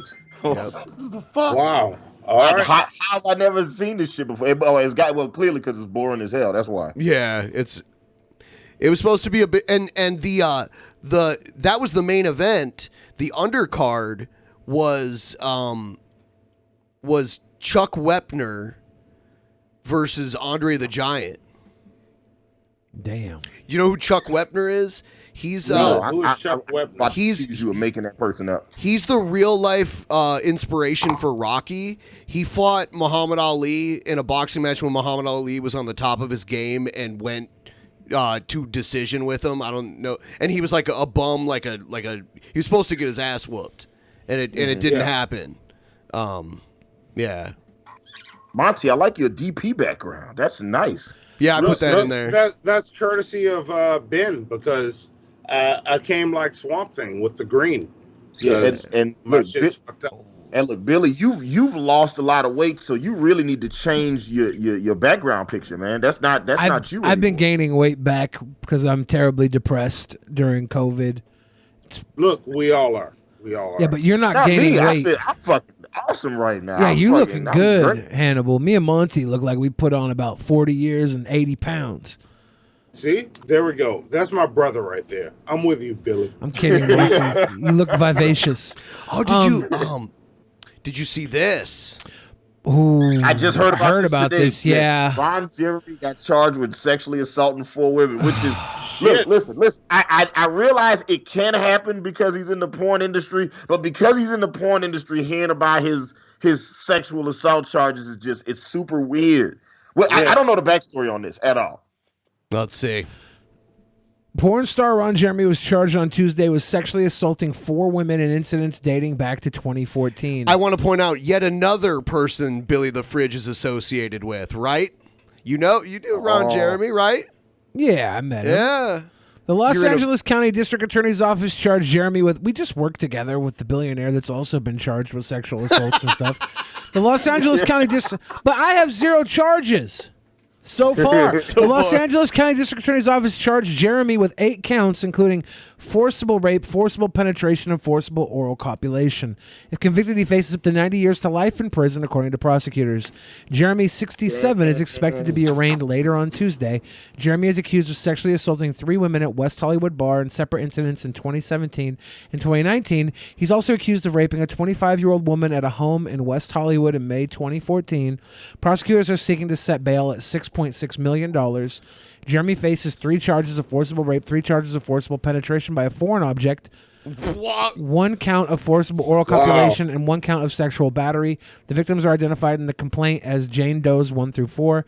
Jeremy denied sexually assaulting anyone in a November 27 statement to Rolling Stone. These allegations are pure lies or buyer's remorse. Ugh. He said at the time, I have never and would never rape anyone. All serious allegations have been investigated by police and dismissed by judges, as have most of the accusations of groping. I have never been charged nor spent 1 day in court for any of this. Jeremy is charged under his legal name, Ronald Jeremy Hyatt. Prosecutors also declined to charge Jeremy in connection with a 5th incident in 2016, citing insufficient evidence. In that case, a woman alleged that Jeremy met her at a club where she was drinking with 2 friends. She alleged that Jeremy separated her from her friends and raped her. The friends live outside the country and refused to be interviewed, according to a DA worksheet. The case is being handled by Deputy District Attorney Paul Thompson, who is also the leading the Los Angeles case against Harvey Weinstein. If he gets time for this, he might spend the rest of his life in jail. Yeah, if he gets charged. If he does time, he's going to die behind bars. He's old. If he gets convicted, he's 67 and he's not in the best shape. This will probably be. If his name is Ron Jeremy Hyatt, why not just be Jay Hyatt as opposed to Ron Jeremy? Jay Hyatt was taken. Yeah. Jay Hyatt was taken. Yeah.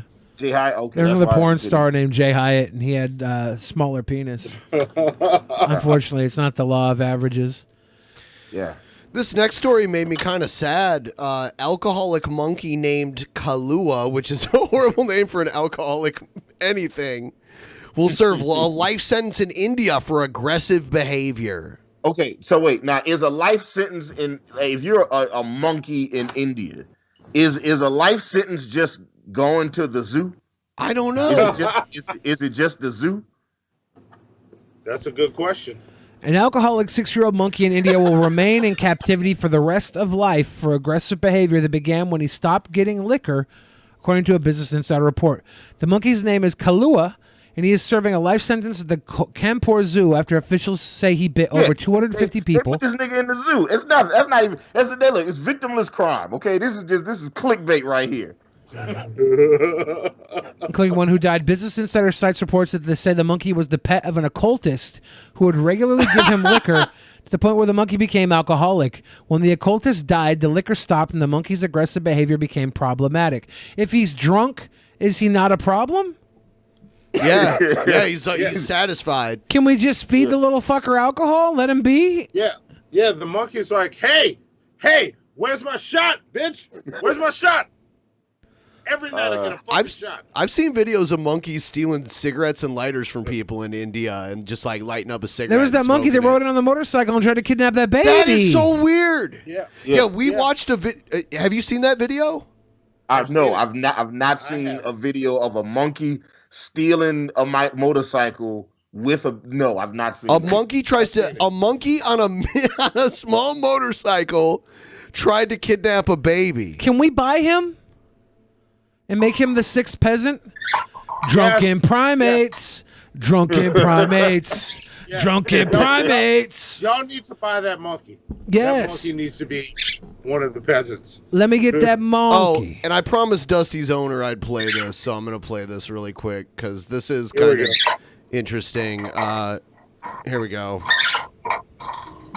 Okay, this is a strange one. Somebody's asking me to do something for a cockatiel, so maybe this is a very smart cockatiel. I don't know. I'm not trying to judge. I'm not going to cockatiel shame anybody. So I guess it's for Dusty the cockatiel, and I'm supposed to say that you're a beautiful bird. So, I mean, if you think you're beautiful, Dusty, that's all that matters. And you might be a beautiful bird, or you might not. And I don't know because I haven't seen you. Okay, who's got a better crest, Dusty or Sinbad? Life a little better for you. So, Dusty, you're a beautiful bird. I hope you're a beautiful bird. Maybe. I hope you can fly. That's the main thing, damn it. I hope you can fly. All right. Strange request, but it's done. Yes. Yes. Look, look, I said the same thing in the chat, in the Skype chat before before we started DP today. I was like, look, I want to tell Dusty that he's a beautiful bird, but I don't fucking know. He might be a fucking gutter bird from New York, you know what I'm saying? Or he might be a fucking flamingo, all right? I don't fucking know what he is. Now that I'm seeing him, I'm like, okay, as far as white birds with mohawks go, you are my favorite. Yeah. Oh, you Dusty, hear that? Dusty, look. I'm gonna give this to you, Dusty. Dusty, as far as birds go, you are fucking beautiful. There you go. In the world of birds, you right there, Dusty, are fucking beautiful. There you go. See? Oh yeah. See? That nigga's blushing and everything, man. Look what you did. There you go, Dusty. Work it. Look at the majesty. Look at that fucking bird. Look at that bird. There you go. Own it. Work it, Dusty. Work it. Yeah. And look, for I wasn't flamingo shaming, all right? I was saying that, like, you know, like I was doing the different ends of the spectrum. It was like on one end you got New York pigeons, and on the other end you got flamingos. Damn. See, and that's the problem, Hannibal. You're trying to separate. Just give Dusty his props. Look at that. I didn't. What I was saying was, I was just saying what Sinbad said is before I had seen Dusty, I didn't know what kind of look. Dusty might have been ugly. He might have been a gross ass, fucking filthy ass, fucking bird. I didn't know. Damn. You know what I'm saying? He's all right. He's good to go. This story might trigger Monty because he's an artist. Did you see the restoration? This was an attempted restoration of a classic piece of art, the original on the left. So wait, what are the other two? Hang on. What are the other two? Nice. That's the attempted restoration. I don't see a difference. Stuff. Conservation. How did the other two come about? Those were the attempted restorations? Yes. Yeah. Wow. Conservation experts in Spain have called for a tightening of the laws covering restoration work after a copy of a famous painting by the Baroque artist Bartolomé Esteban Murillo became the latest in a long line of artworks to suffer a damaging and disfiguring repair. A private art collector in Valencia was reportedly charged 1,200 pounds by a furniture euros by a furniture restorer to have the picture of the Immaculate Conception cleaned. However, the job did not go as planned, and the face of the Virgin Mary was left unrecognizable despite 2 attempts to restore it to its original state. Oh, she was supposed to be. They were supposed to be a virgin. Okay, that's where they fucked up. Yeah. Like you know, once you know, you can't paint it a second time. Like the first time that's it. Yeah. They lost their virginity. The case has inevitably resulted in comparisons with the infamous Monkey Christ incident 8 years ago. Here's Monkey Christ right here. When a devout parishioners attempt to restore a painting of the scourged Christ on the wall of a church on the outskirts of the northeastern Spanish town of Borja made headlines around the world. Wow. What do you think, Monty? What do you think about Christ? Thanks. Wow. I'm also an artist. Thanks. I'm also a restoration. Let me draw that shit. Just Look, I'm not even, I wouldn't trust my restoration ability. I could do better than that. Than all of these, the ones we saw above and this. Like, Here's the most awesome thing. Whoever painted this, painted it, and then turned it in. It was like, hey, here you go. What you think? Twice, too. They're like, oh, wait. Let me try again. Let me try again. The last one, they said they gave him the one like, what the fuck did you do? No, give me a second chance. And then it's like, ta-da! Nope. Wow. Parallels have also been drawn with the botched restoration of a 16th century polychrome statue of St. George and the Dragon in northern Spain that left the warrior saint resembling Tintin or a Playmobil figure. Fernando Carrera, a professor at the Galician School for the Conservation and Restoration of Cultural Heritage, said such cases highlighted the need for work to be carried out only by properly trained restorers. Yeah, not somebody who finger paints on their bathroom wall with their own shit. Yeah. Right. I don't think this guy or these people should be referred to as restorers. No, they should be referred to as property destructors. Which one do you like better, the Virgin, the Spanish Virgin, or Monkey Christ? Which Monkey one Christ do you was like a better job. Yeah. He did a better job with Monkey Christ, or she. Yeah. Whoever did a better job with Monkey Christ. Carrera told The Guardian, let's be honest, they're bodgers who botch things up. They destroy things. Yes. We agree. Yeah. Carrera, former president of Spain's Professional Association of Restorers and Conservators, said the law currently allowed people to engage in restoration projects even if they lack the necessary skills. Can you imagine just anyone being allowed to operate on other people?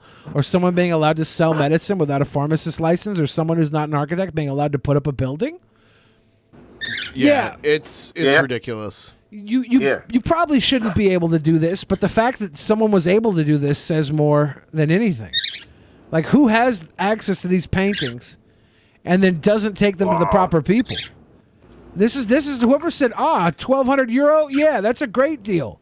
Right. Like, no, you fucked up too, dude. Yeah, the people who are the caretakers of the artwork should be responsible too.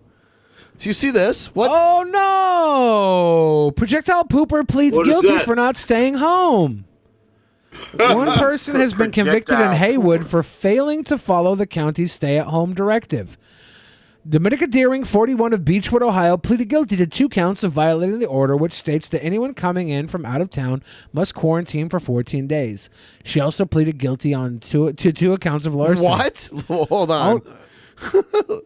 So larceny, too? Yeah, all charges were misdemeanors, and she ultimately received a suspended 45-day sentence as well as 12 months of unsupervised probation.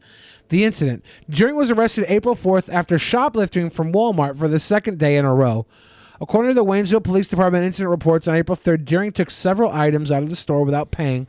While she wasn't caught that day, officers were given a photo of her, and when she came back to the store the next day and shoplifted again, they were ready to make the arrest. Where's the part about her pooping? According to the incident report, Deering had been apprehended by loss prevention workers within the store. In the arrest report, the loss prevention employee noted that once in the loss prevention office, the female proceeded to defecate on the floor because she could not hold it.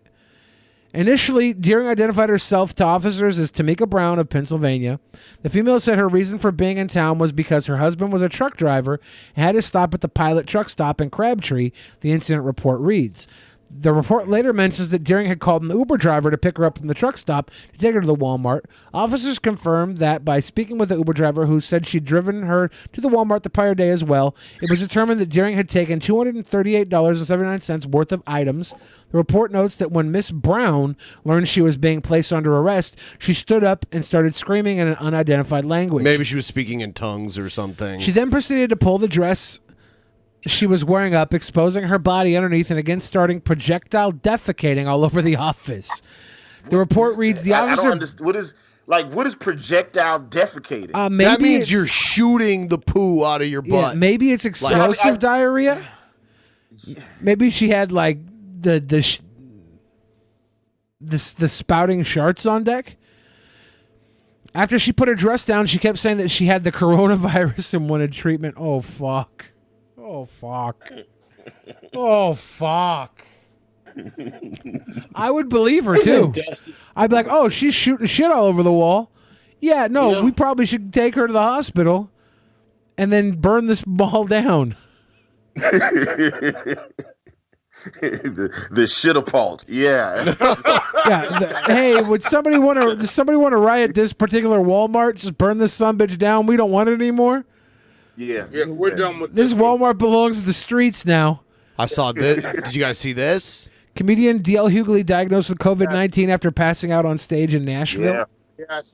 Yes. Yeah, heard about that shit. Yeah. Comedian D.L. Hughley was diagnosed with COVID-19 after passing out on stage at the Zane's in Nashville Friday night. The comedian took to Twitter Saturday night to announce he been given the diagnosis at a Nashville hospital. He is considered asymptomatic and has not experienced any negative health effects from the virus until passing out on the stage at the Comedy Club Friday at 11 p.m. Thank you for your prayers. See us there. Y'all should play that video. It's hilarious. Hey, it's me, D.L. Hughley. I'm just being released from St. Thomas Hospital in Nashville. I want to thank them for taking such good care of me. I want to thank you all for your well wishes and your prayers, and you comedians who called and said such evil things when I was scared to death. Thank you too. I really appreciate it. Thank you everybody for your prayers and well wishes. When I came, I was being treated for extreme exhaustion. Is this the video you were talking about? He's got a funny line at the beginning. Oh, okay. I was very dehydrated, but it turns out they ran a battery test, I saw was clipped. And I also tested positive for COVID-19, which blew me away. I was what they call asymptomatic. I didn't have any symptoms that other classic symptoms. I didn't have flu-like symptoms. I didn't have shortness of breath. I didn't have difficulty breathing. I didn't have a cough. I didn't have a low-grade fever. I still don't have a fever. I didn't have a loss of smell or taste. We get it. You don't have any symptoms. I just lost consciousness. So, in addition to all the other stuff you have to look out for, just leave with this. If your ass pass out in the middle of a show on stage, you probably need to get tested. So, I am fucking love D.L. Hughley. Going back to my hotel. If he had started like that would have been like that should have been his video. If your ass, pass out on stage while doing the show. Look, here in Georgia, they are not taking this shit seriously at all. Our cases are spiking. I think we just had our biggest single day case spike since I think March or April, and the numbers is just going up higher and higher. Just Georgia, just like all the other places that opened up early, and was just like in the cases. And people here don't take that shit seriously at all. I can't wait to see what the numbers will be like once all the people from CHOP start getting tested. Oh yeah, that's gonna be ugly. They're supposed to shut it down tonight. Yeah, they're gonna try to shut it down tonight. So see, and this is the problem. Like, I'm like, all this shit is so upfront and in the news, and whatever side you take is the wrong one. And look, where I stand is like, I get why CHOP exists, but let's not spread COVID. Shut it down. Stop. I get it. I get why y'all are doing it. Stop. And look, you guys are in the area, so you can tell us how serious it is or it isn't. Because like CNN reports it one way, Fox. It's gotten worse because there's been shootings now. Yeah, but the shootings seem to be gang related. The first one, there's no. The first one seemed to be gang related, and the second one was a retaliation. That's kind of been happening in Seattle for a couple of years now. Right, but this is a zone where the police precinct is shut down. I read that they weren't even in the actual CHOP zone, and the police were blocking the medics from entering when the medics tried to come save the guy, and that he was not actually in the blocked off zone. But that was from someone on Instagram who works in Seattle, said, why did this guy get shot in front of my business, which is not in the CHOP, and then not dealt with, so I don't know what's true as far as that goes. It's just I've seen counter reports, so all right, we'll see. Was it on that Cyprus website again? No, Malta, it was somebody who posted. Website? It was somebody who posted to Instagram It was like an Instagram person. Oh. They were saying that they were working there and they were not in the chop zone where their work was, and the guy got shot and was left there, and it wasn't in the actual chop. It was outside of the chop. It was on. I believe that the shooting was on 10th and Broadway, or 10th and Pike. I think. Or maybe that's inside chop. I'm not sure. I think you can look at the police report and look down at the map. Well, I've been watching a fuck ton of Tucker Carlson. That's where all my information about Chop came from. Oh, Tucker Carlson. Yeah, like how accurate is that shit? Is he pretty on point with it? No, he makes it seem like it's fucking Mad Max, like Yeah, beyond the- Thunderdome. Yes. The warlord. I saw Tucker the other night interviewing an Asian man, an Asian journalist. You know, because he's got friends that are people of color. You know what I'm saying? And he went to the chop zone and said that the shit was out there. Like he said, it was the Wild Wild West out there. That's what he said. It made me very scared. Okay, it was like, man, I need to get a gun in case the chop decides to come to Atlanta. I don't need to deal with that shit. Yeah, we don't want to fuck with that game. It's 6 blocks. I don't need a bunch of white people with dreadlocks coming to Atlanta. All right, fucking, trying to take over 3 city blocks of Midtown. Okay, 6 city blocks. Yeah, okay, my bad. See that? Look, listen. You just scared me more now. Yeah, and they didn't take over. The police abandoned the precinct because they. I mean, okay. What? Because they came in and took over. No, the police abandoned it because there were videos coming out of them shooting tear gas at civilians that weren't violent, and it looked terrible. And the mayor said, "Look, just step down. You can't do this anymore." And they left the precinct. And they left. They're taking it back. Well, that's what it seems to be. Yeah. They left. Nobody took that precinct. It was left, and they sat there and they squatted because the cops left. And they took the violent threat away, and people sat there, and now there was some violence in the area, which is a high violent area anyways, and the police don't respond to Capitol Hill quickly anyways. I've seen multiple fights break out in that zone when they were fully equipped with police. And the police always show up after the fucking people who 6 guys kick the shit out of one dude, and the 6 guys get away, and the one dude sits there and bleeds out. The cops come and take a fucking, what happened? Well, I got the shit kicked out of me. Okay. It's notoriously a more dangerous area because people drink there usually. Yeah, I have drank down there.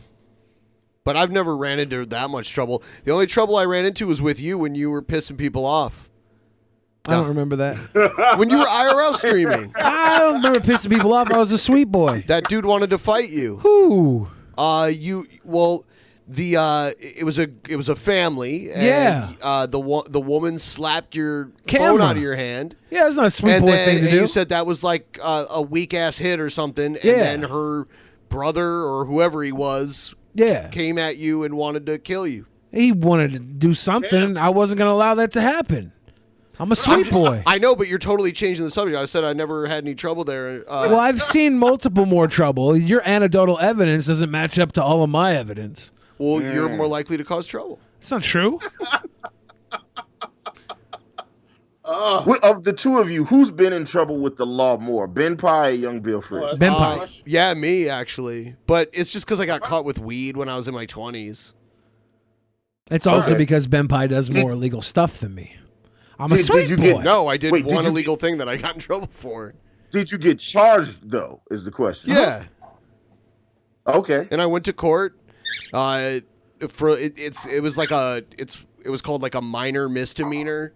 So it's like the lowest misdemeanor you can get. I will say it sucks that your white privilege didn't come in handy for some fucking weed. That's Ohio for you.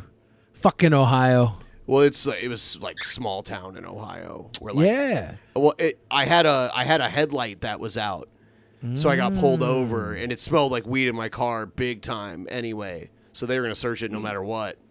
Like I had a headlight out in my car, and they literally dragged me through the driver window of my car here in Atlanta. Yeah, fuck that. Yeah, they was just like they literally they took my hands out the window and then just literally pulled me out the window of the car. You guys have to recognize something. I'm like 6'2.5", like 230 at the time, and they just dragged me through the window. It was just like, oh shit. We need to realize as a people that most police officers are stupid. This was like a campus police officer in Bowling Green, Ohio. So it's like a college town. Like during the summer, hardly anyone is there. It's like it's populated by students, and they're always busting people for something. That's all they've got. So I knew like multiple people, like a disproportionate amount of people in that town that had DUIs, just because they catch people with DUIs all the time. Yeah. Yo, I just found out the other day that in Kennesaw, Georgia, Kennesaw is like 20, 25, 30 miles north of Atlanta. So it's not quite a suburb, but it's like, but like Kennesaw, Georgia, they have zero tolerance DUIs out there. So it doesn't matter what you blow. If you have any level of intoxication, they can take you to jail for that shit. Yeah, you fucking wash your mouth with Listerine. You test positive. Yeah, it's why I had no idea. And it's a small college town. You know what I'm saying? Because like Kennesaw State University is there, so it's like a bunch of college kids that go to Kennesaw State. And it doesn't matter what you blow, you automatically you like if anything shows up, you go to jail for that shit. That's insane. You drank a kombucha and you test positive. Yeah, there's a little bit of alcohol in kombucha. Yeah, there's a tiny amount of alcohol in certain ginger ales. Vanilla too. Or as Hannibal called it when he was here, Sambuca. Sambuca. Look, Sambuca, I never think, had is this shit alcohol. before, right? Sambuca is alcohol. Yeah. And I never had it before. All right, I was just like, there was a tiny fridge in my room. I was like, can I have some of these drinks? And he was like, yeah. And then I tasted it. I was like, man, this tastes awful. We've got a little bit of time left. I think I'm going to do a different segment. Here it is.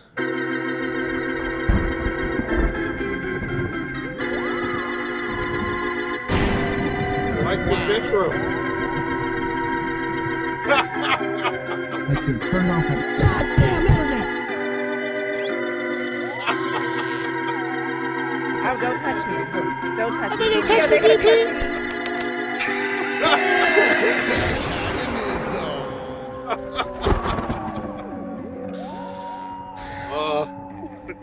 Are they gonna touch me, DP? I love that intro. That's awesome. This is a crazy video too. This guy pulled into the wrong driveway, and this happened. Huh? I didn't know this is your house. Yeah, you fucking did too. No, I did not. Yeah, you fucking did. No, I did not. Yeah, you fucking did. I'm gonna go now. No, you're gonna fucking end up dead. That's what's fixing to happen to you. I'm gonna go now. You think I Wait, won't put it in your... Ben, pause it for 1 second. Yeah. Monty. This is that thing that we always talk about at the black people meetings that we could never prove exists. This is white on white crime. Yeah. All right, hit play. Go ahead. It exists. I didn't know. I promise you. I'll put it in your fucking head. You're in my driveway. I'm not in your driveway. You're in my fucking driveway, motherfucker. I'm in the road. I tell you what, you better put it in fucking... Even if he was in your driveway, you can't shoot him. Wow. You can call the cops on him if you want to, if he's staying there and you tell him to leave, but you can't shoot him. Park right now. Wow. What are you going to do? Put it in fucking park right now. Why? Because you're fixing to go to jail. Put it in park. I'm not going to jail. Put it in park or I'll put a I'm not in your going head. And he Is does... he opening the door? Yeah, and he does shoot too. You want to pull it? Right there. Oh, shit. But luckily the guy didn't get hit. Shit. I'll play it for Billy. Have you seen this? This guy like pulled in the wrong driveway. Huh? I didn't know this is your house. Yeah, you fucking did too. No, I did not. Yeah, you fucking did. No, I did not. Yeah, you fucking did. I'm gonna go now.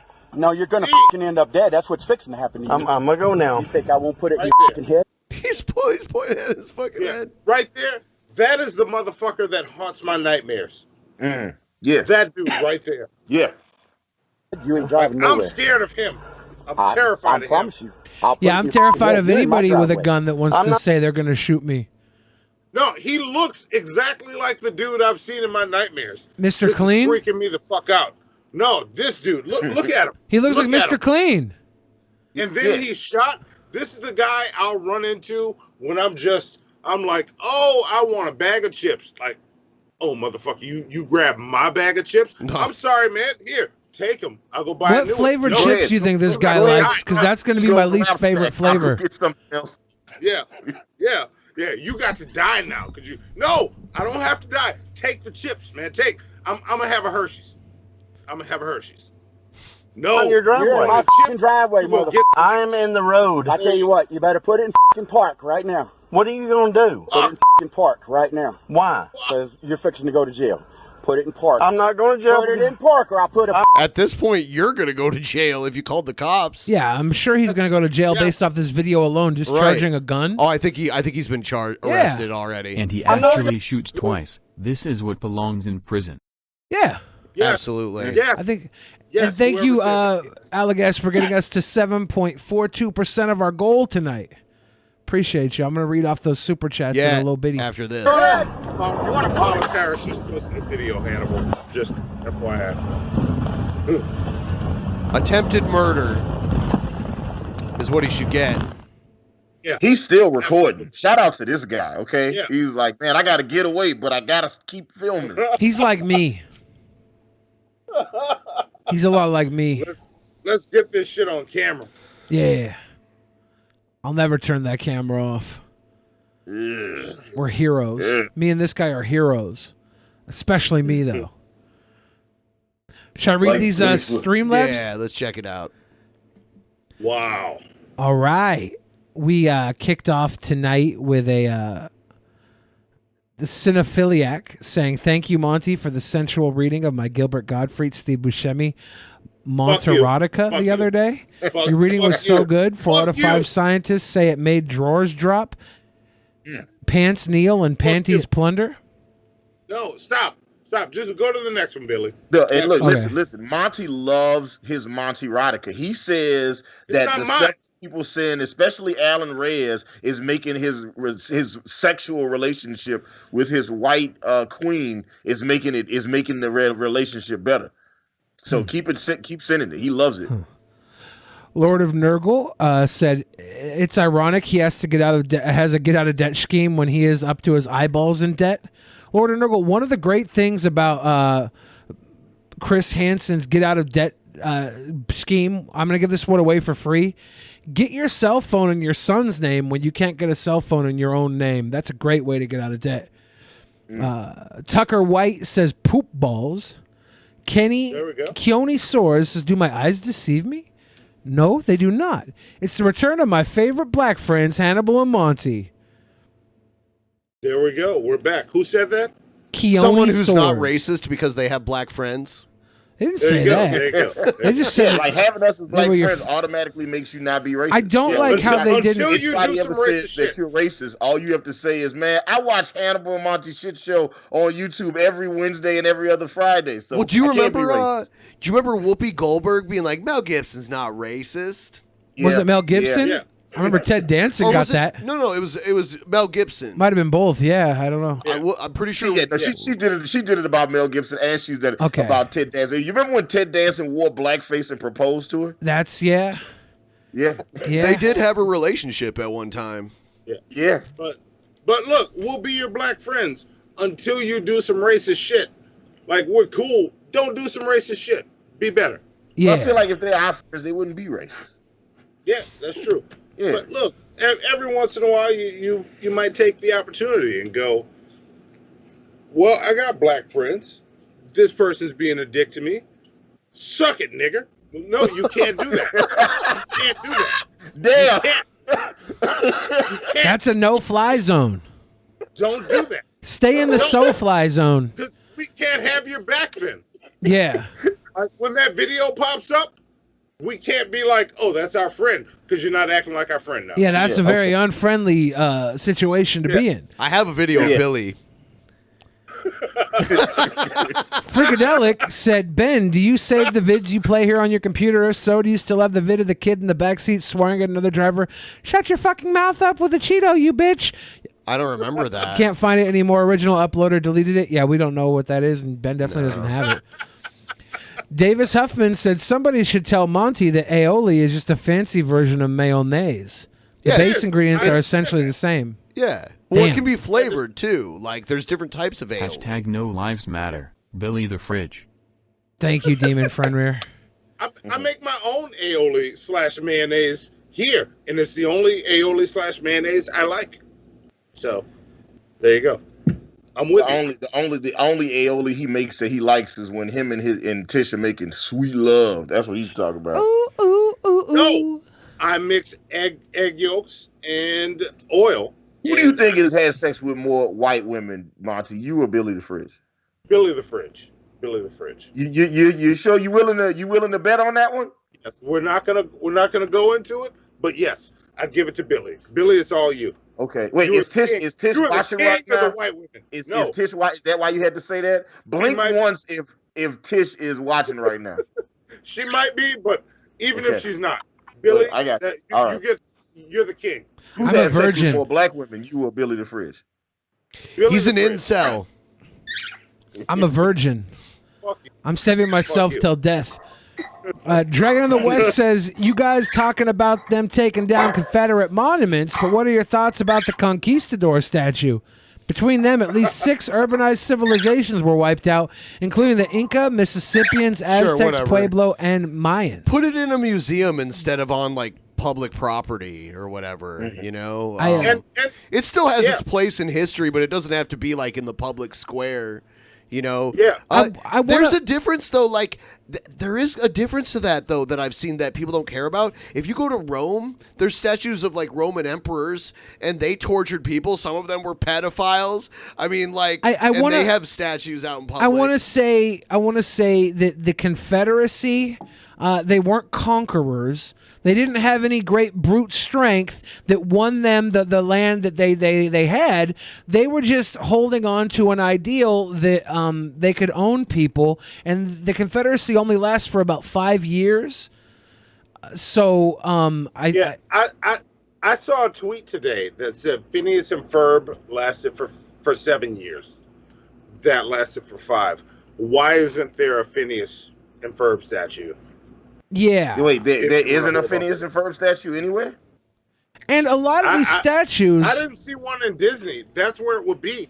I didn't see one when I went there last. If you look at when a lot of these statues were put up, they were put up in times a lot later when segregation was at hand, and they were kind of put up as monuments of hatred and separation. Sure. Yeah, the southern Dixiecrats and the Daughters of the Confederacy put up a lot of those monuments because it was like as their grandfathers that fought in the war died, they was like, man, we need people to know that the South is like, because they were still on their very like, man, fuck the North, all right? Fuck those motherfuckers from New York, fuck those motherfuckers from Boston and Rhode Island and wherever the hell Maine is. And they was like, man, fuck all those places. And then they was like, you know, during the Jim Crow laws, they was like, during Jim Crow, they was like, yeah, let's put up these statues. And that was also when they taught a lot of that, like, that Southern history about the Confederacy, and so, like, some of those history books are still in like some of these school systems in like Georgia, Alabama, Mississippi, Oklahoma. Like they still got some of those super old textbooks that was just like, yeah, man, the Civil War was about states' rights. You know what I'm saying? And I'm realizing that this entire show, I'm just warning right now. I'm going to be all over the comment section in the morning when I wake up. Yeah, do it. Come at me. Come at me because I'm fighting back. I'm fighting back tomorrow. After tomorrow, I'm done. I got shit to do. Replace Robert E. Lee with Odorous Arungus from Gwar. A fallen hero. I think everybody who wants to keep the statues up, we should have them all sign a petition.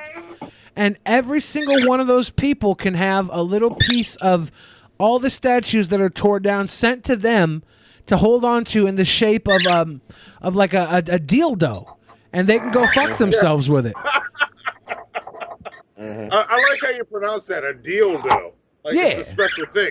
It's a dildo. That's the new dildo. Yes. Here's your dildo. Yeah. Why does it look like a dick? Shut the fuck up. Yeah. Yeah, this is your statue. Now shove it up your ass and let's move forward because these statues were erected in moments of racism and weakness. They weren't even erected in moments of victory like most of these conquerors you bring up. I could see you holding on to a statue if it was your conqueror that won something. But these weren't that. They were losers from the jump, erected in moments of great separation to hurt people. Yeah. So take your statue, take your little goodbye consolation prize in the form of a dildo shard of Robert E. Lee and shove it up your ass. Yes. And Mendacious C says, grew up in Indonesia. These monkeys are trained to ride motorcycles and collect money for their owners as a roadside attraction. It probably thought the girl had money and was coming to collect. Oh, this is Mendacious C. He's talking about the movement. The motorcycle baby, which the video we still didn't watch. I'm gonna find it so I can watch it later. Yeah, it's somewhere out there. He's talking about the monkey motorcyclists that steal babies. There's a movement against them right now. Alagas says he actually shoots twice. This is what belongs in prison. We're talking about the psycho, bald, dream scarer, murder man. Demon Fenrir says hashtag No Lives Matter. Billy the Fridge quote. Cryptos Rock Kiss DJ2 says is D dictionary the MJ disease? I think that was a racist joke. I didn't get it until I read it, and I was like, "Oh, great." Was it? I don't get it. As I read it, I was like, "Oh shit, you son of a bitch." Oh, I didn't get it. I didn't catch it. No, I didn't like it.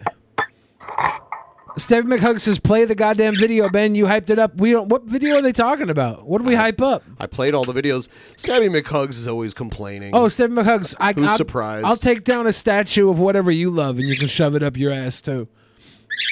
Fight me. Fight me. Please don't fight me. I don't care enough to fight any of you. This is all just words. But if one of you does make me care enough to fight you, I'll congratulate you with a statue that you can then tear down and shove up your fucking ass.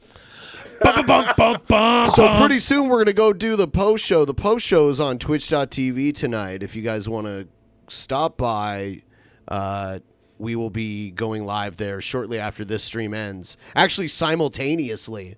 We do a simultaneous handoff where the end of this show goes over to Twitch and we just do it like instantly. But I usually play like a song to give us a break. You know, like a 1 to 2 minute song to kind of like let us do our thing. You know, if you want to have a smoke or you know, take a wee wee. Kyle Lee says conquerors hurt people too. Yeah, no, you're not wrong. I think every fucking person who has a statue up has hurt somebody in some point in time. You don't get statues without doing something terribly fucking damaging to somebody, right? Yeah, you don't get to keep your statue if there is an entire population of people that feel you have wronged them, though. Yeah, the Stalin statue is standing up in Fremont, Washington, or Fremont area of Seattle, Washington. It's Lenin. Which is Lenin. Shit. Stalin is way worse. That's super weird. Yeah, it's super weird. Yeah, we have a Lenin statue, but not Stalin. Stalin is like Hitler, basically. Worse in many ways. Yeah. A lot of people would argue that Hitler was worse than Stalin, and a lot of people would argue there's arguments in both ways. Yeah. And you know what? They used to keep, because Lenin's body is still preserved in Moscow. You can go see his corpse. It's like he's been dead for like 90 years, and his corpse is still preserved. They used to have Stalin's corpse in that room, too, but they got rid of it eventually. Oh, wow. You know where I read? I literally just read about the Lenin statue the other day. You know where I read it? I read it on fucking Breitbart. Yeah.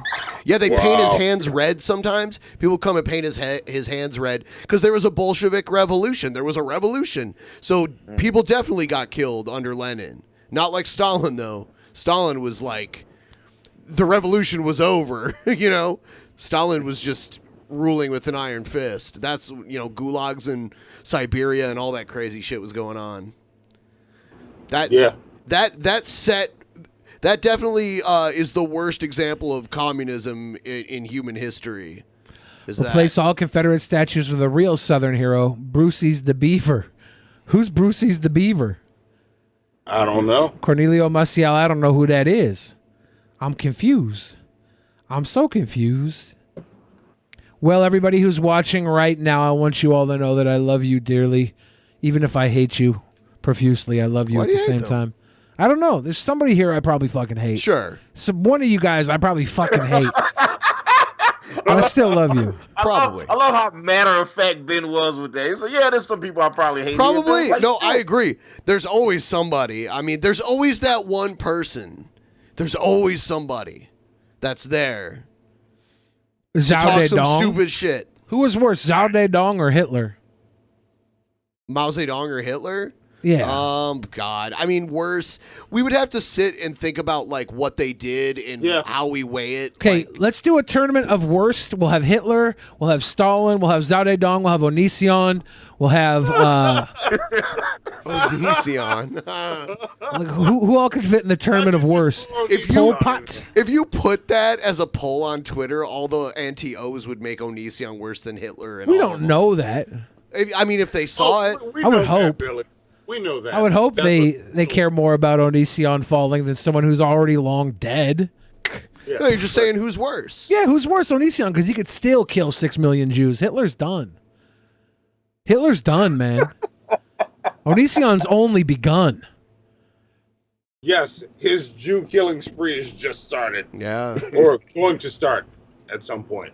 He hasn't killed any Jews yet, right? Do you guys not remember? that we know of. Do you guys remember Burlap? Yes. Yeah, I remember How is Burlap? I was single troll. Yes. Burlap got us in a heated debate discussion With a guy who gentleman. makes all of his videos from his phone.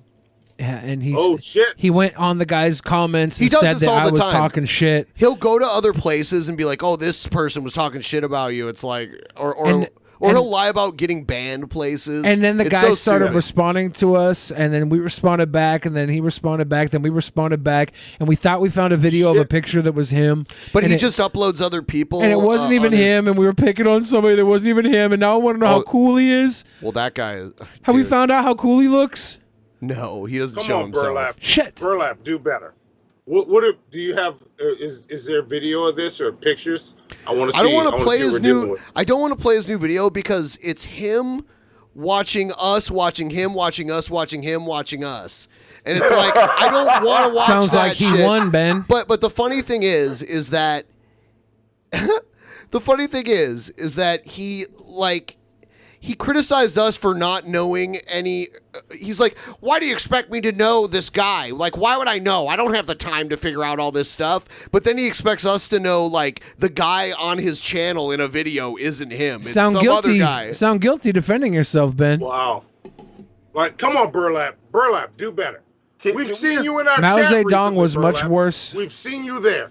Yeah, Do can better, we just Burlap. take a second and acknowledge the fact that Ben and Billy are referring to him as Burlap? I like that. Yeah, Burlap. I like that. Well, in the video, we refer to him as the Dark Master instead of Burlap. Wait, who? I just know Burlap. Yeah, That's it's Burlap. the Dark Master, aka Burlap.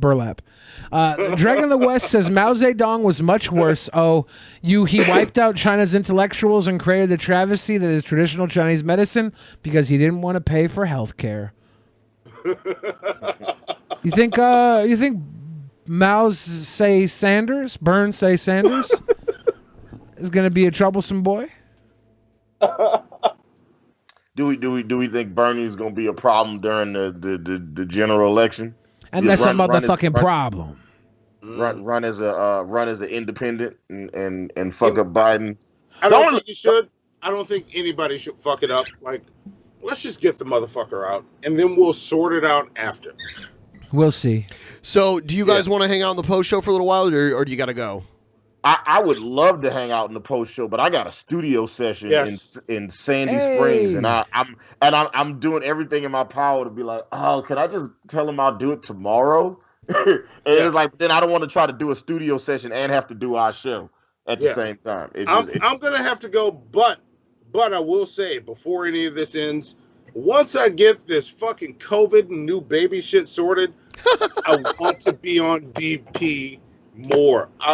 Those are big things to get sorted. I don't like this one time a month shit. This is bullshit. I love this show. I love being on.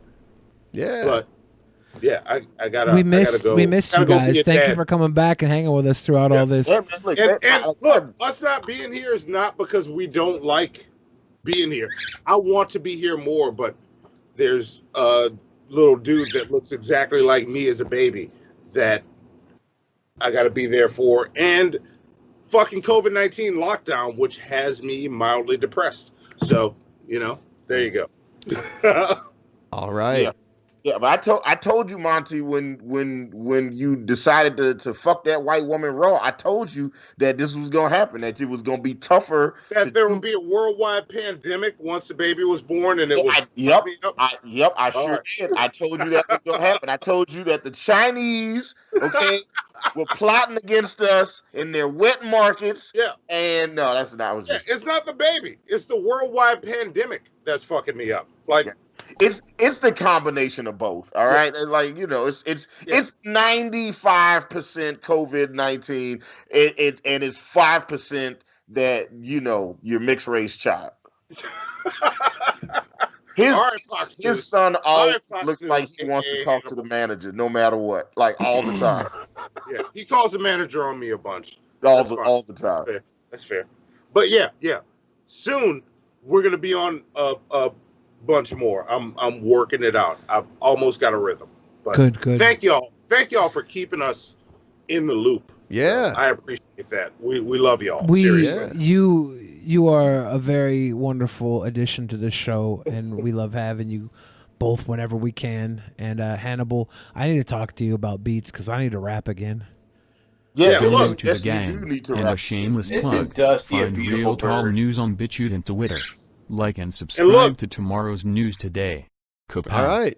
Wow, we had a little advertisement. Real tall news on there. BitChute and Twitter. Tall white male. And Billy and Hannibal, like if y'all start working on something, Billy, you gotta let me do that art. When we start working on it. When, not if. When. Yeah, we need to do it. I keep putting it off, messaging you and saying I need beats, because I do need them. I've been thinking more and more lately about how much I should be rapping on your beats. Like I dream about it.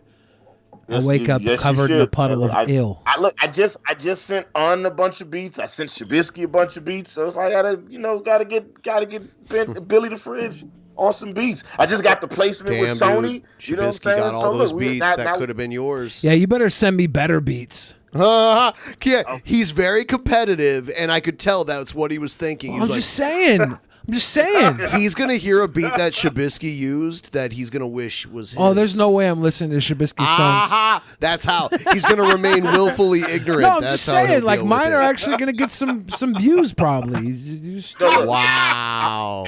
I told Shabisky when I sent him the beats, the goal for us was to make a song that was so good that Billy would have to admit that it was a good song. I hope so. Yeah, that'd be great. He was like, I don't think that Billy's gonna say it's a good song. And I was like, no, man, we can do it, man. Yeah. You gotta have confidence in yourself, Shabibus. Okay. Actually, Billy, Yeah. this is coming soon. G-Man keeps trying to challenge me and Hannibal, and I promised him that I would rap on a song if he comes at us. Oh damn! And I would like it if I could contact you so it could be featuring Billy the Fridge. If he comes at me the right way. If he comes to you the right way, yeah, of course. Yeah. All right. I'm just waiting for it. Of course. We So are there you ending go. this show. We are going to twitch.tv/drunkenpeasants. Link in the description. If we have any mods in there, you can link it in the chat too. We're going there live now. We will see you guys on Thursday. Good night, everybody. See y'all later. In the beginning, there was nothing. And then there was the Drunken Peasants Podcast. Drunken Peasants. Drunken Peasants. Drunken Peasants. Drunken Peasants. From the strangest corners of the internet, gonna get TP'd by Billy and Ben. You know where you can find them at. Get ready, cause they're gonna kick your Drunken Peasants. Drunken Peasants. Drunken Peasants. Drunken Peasants.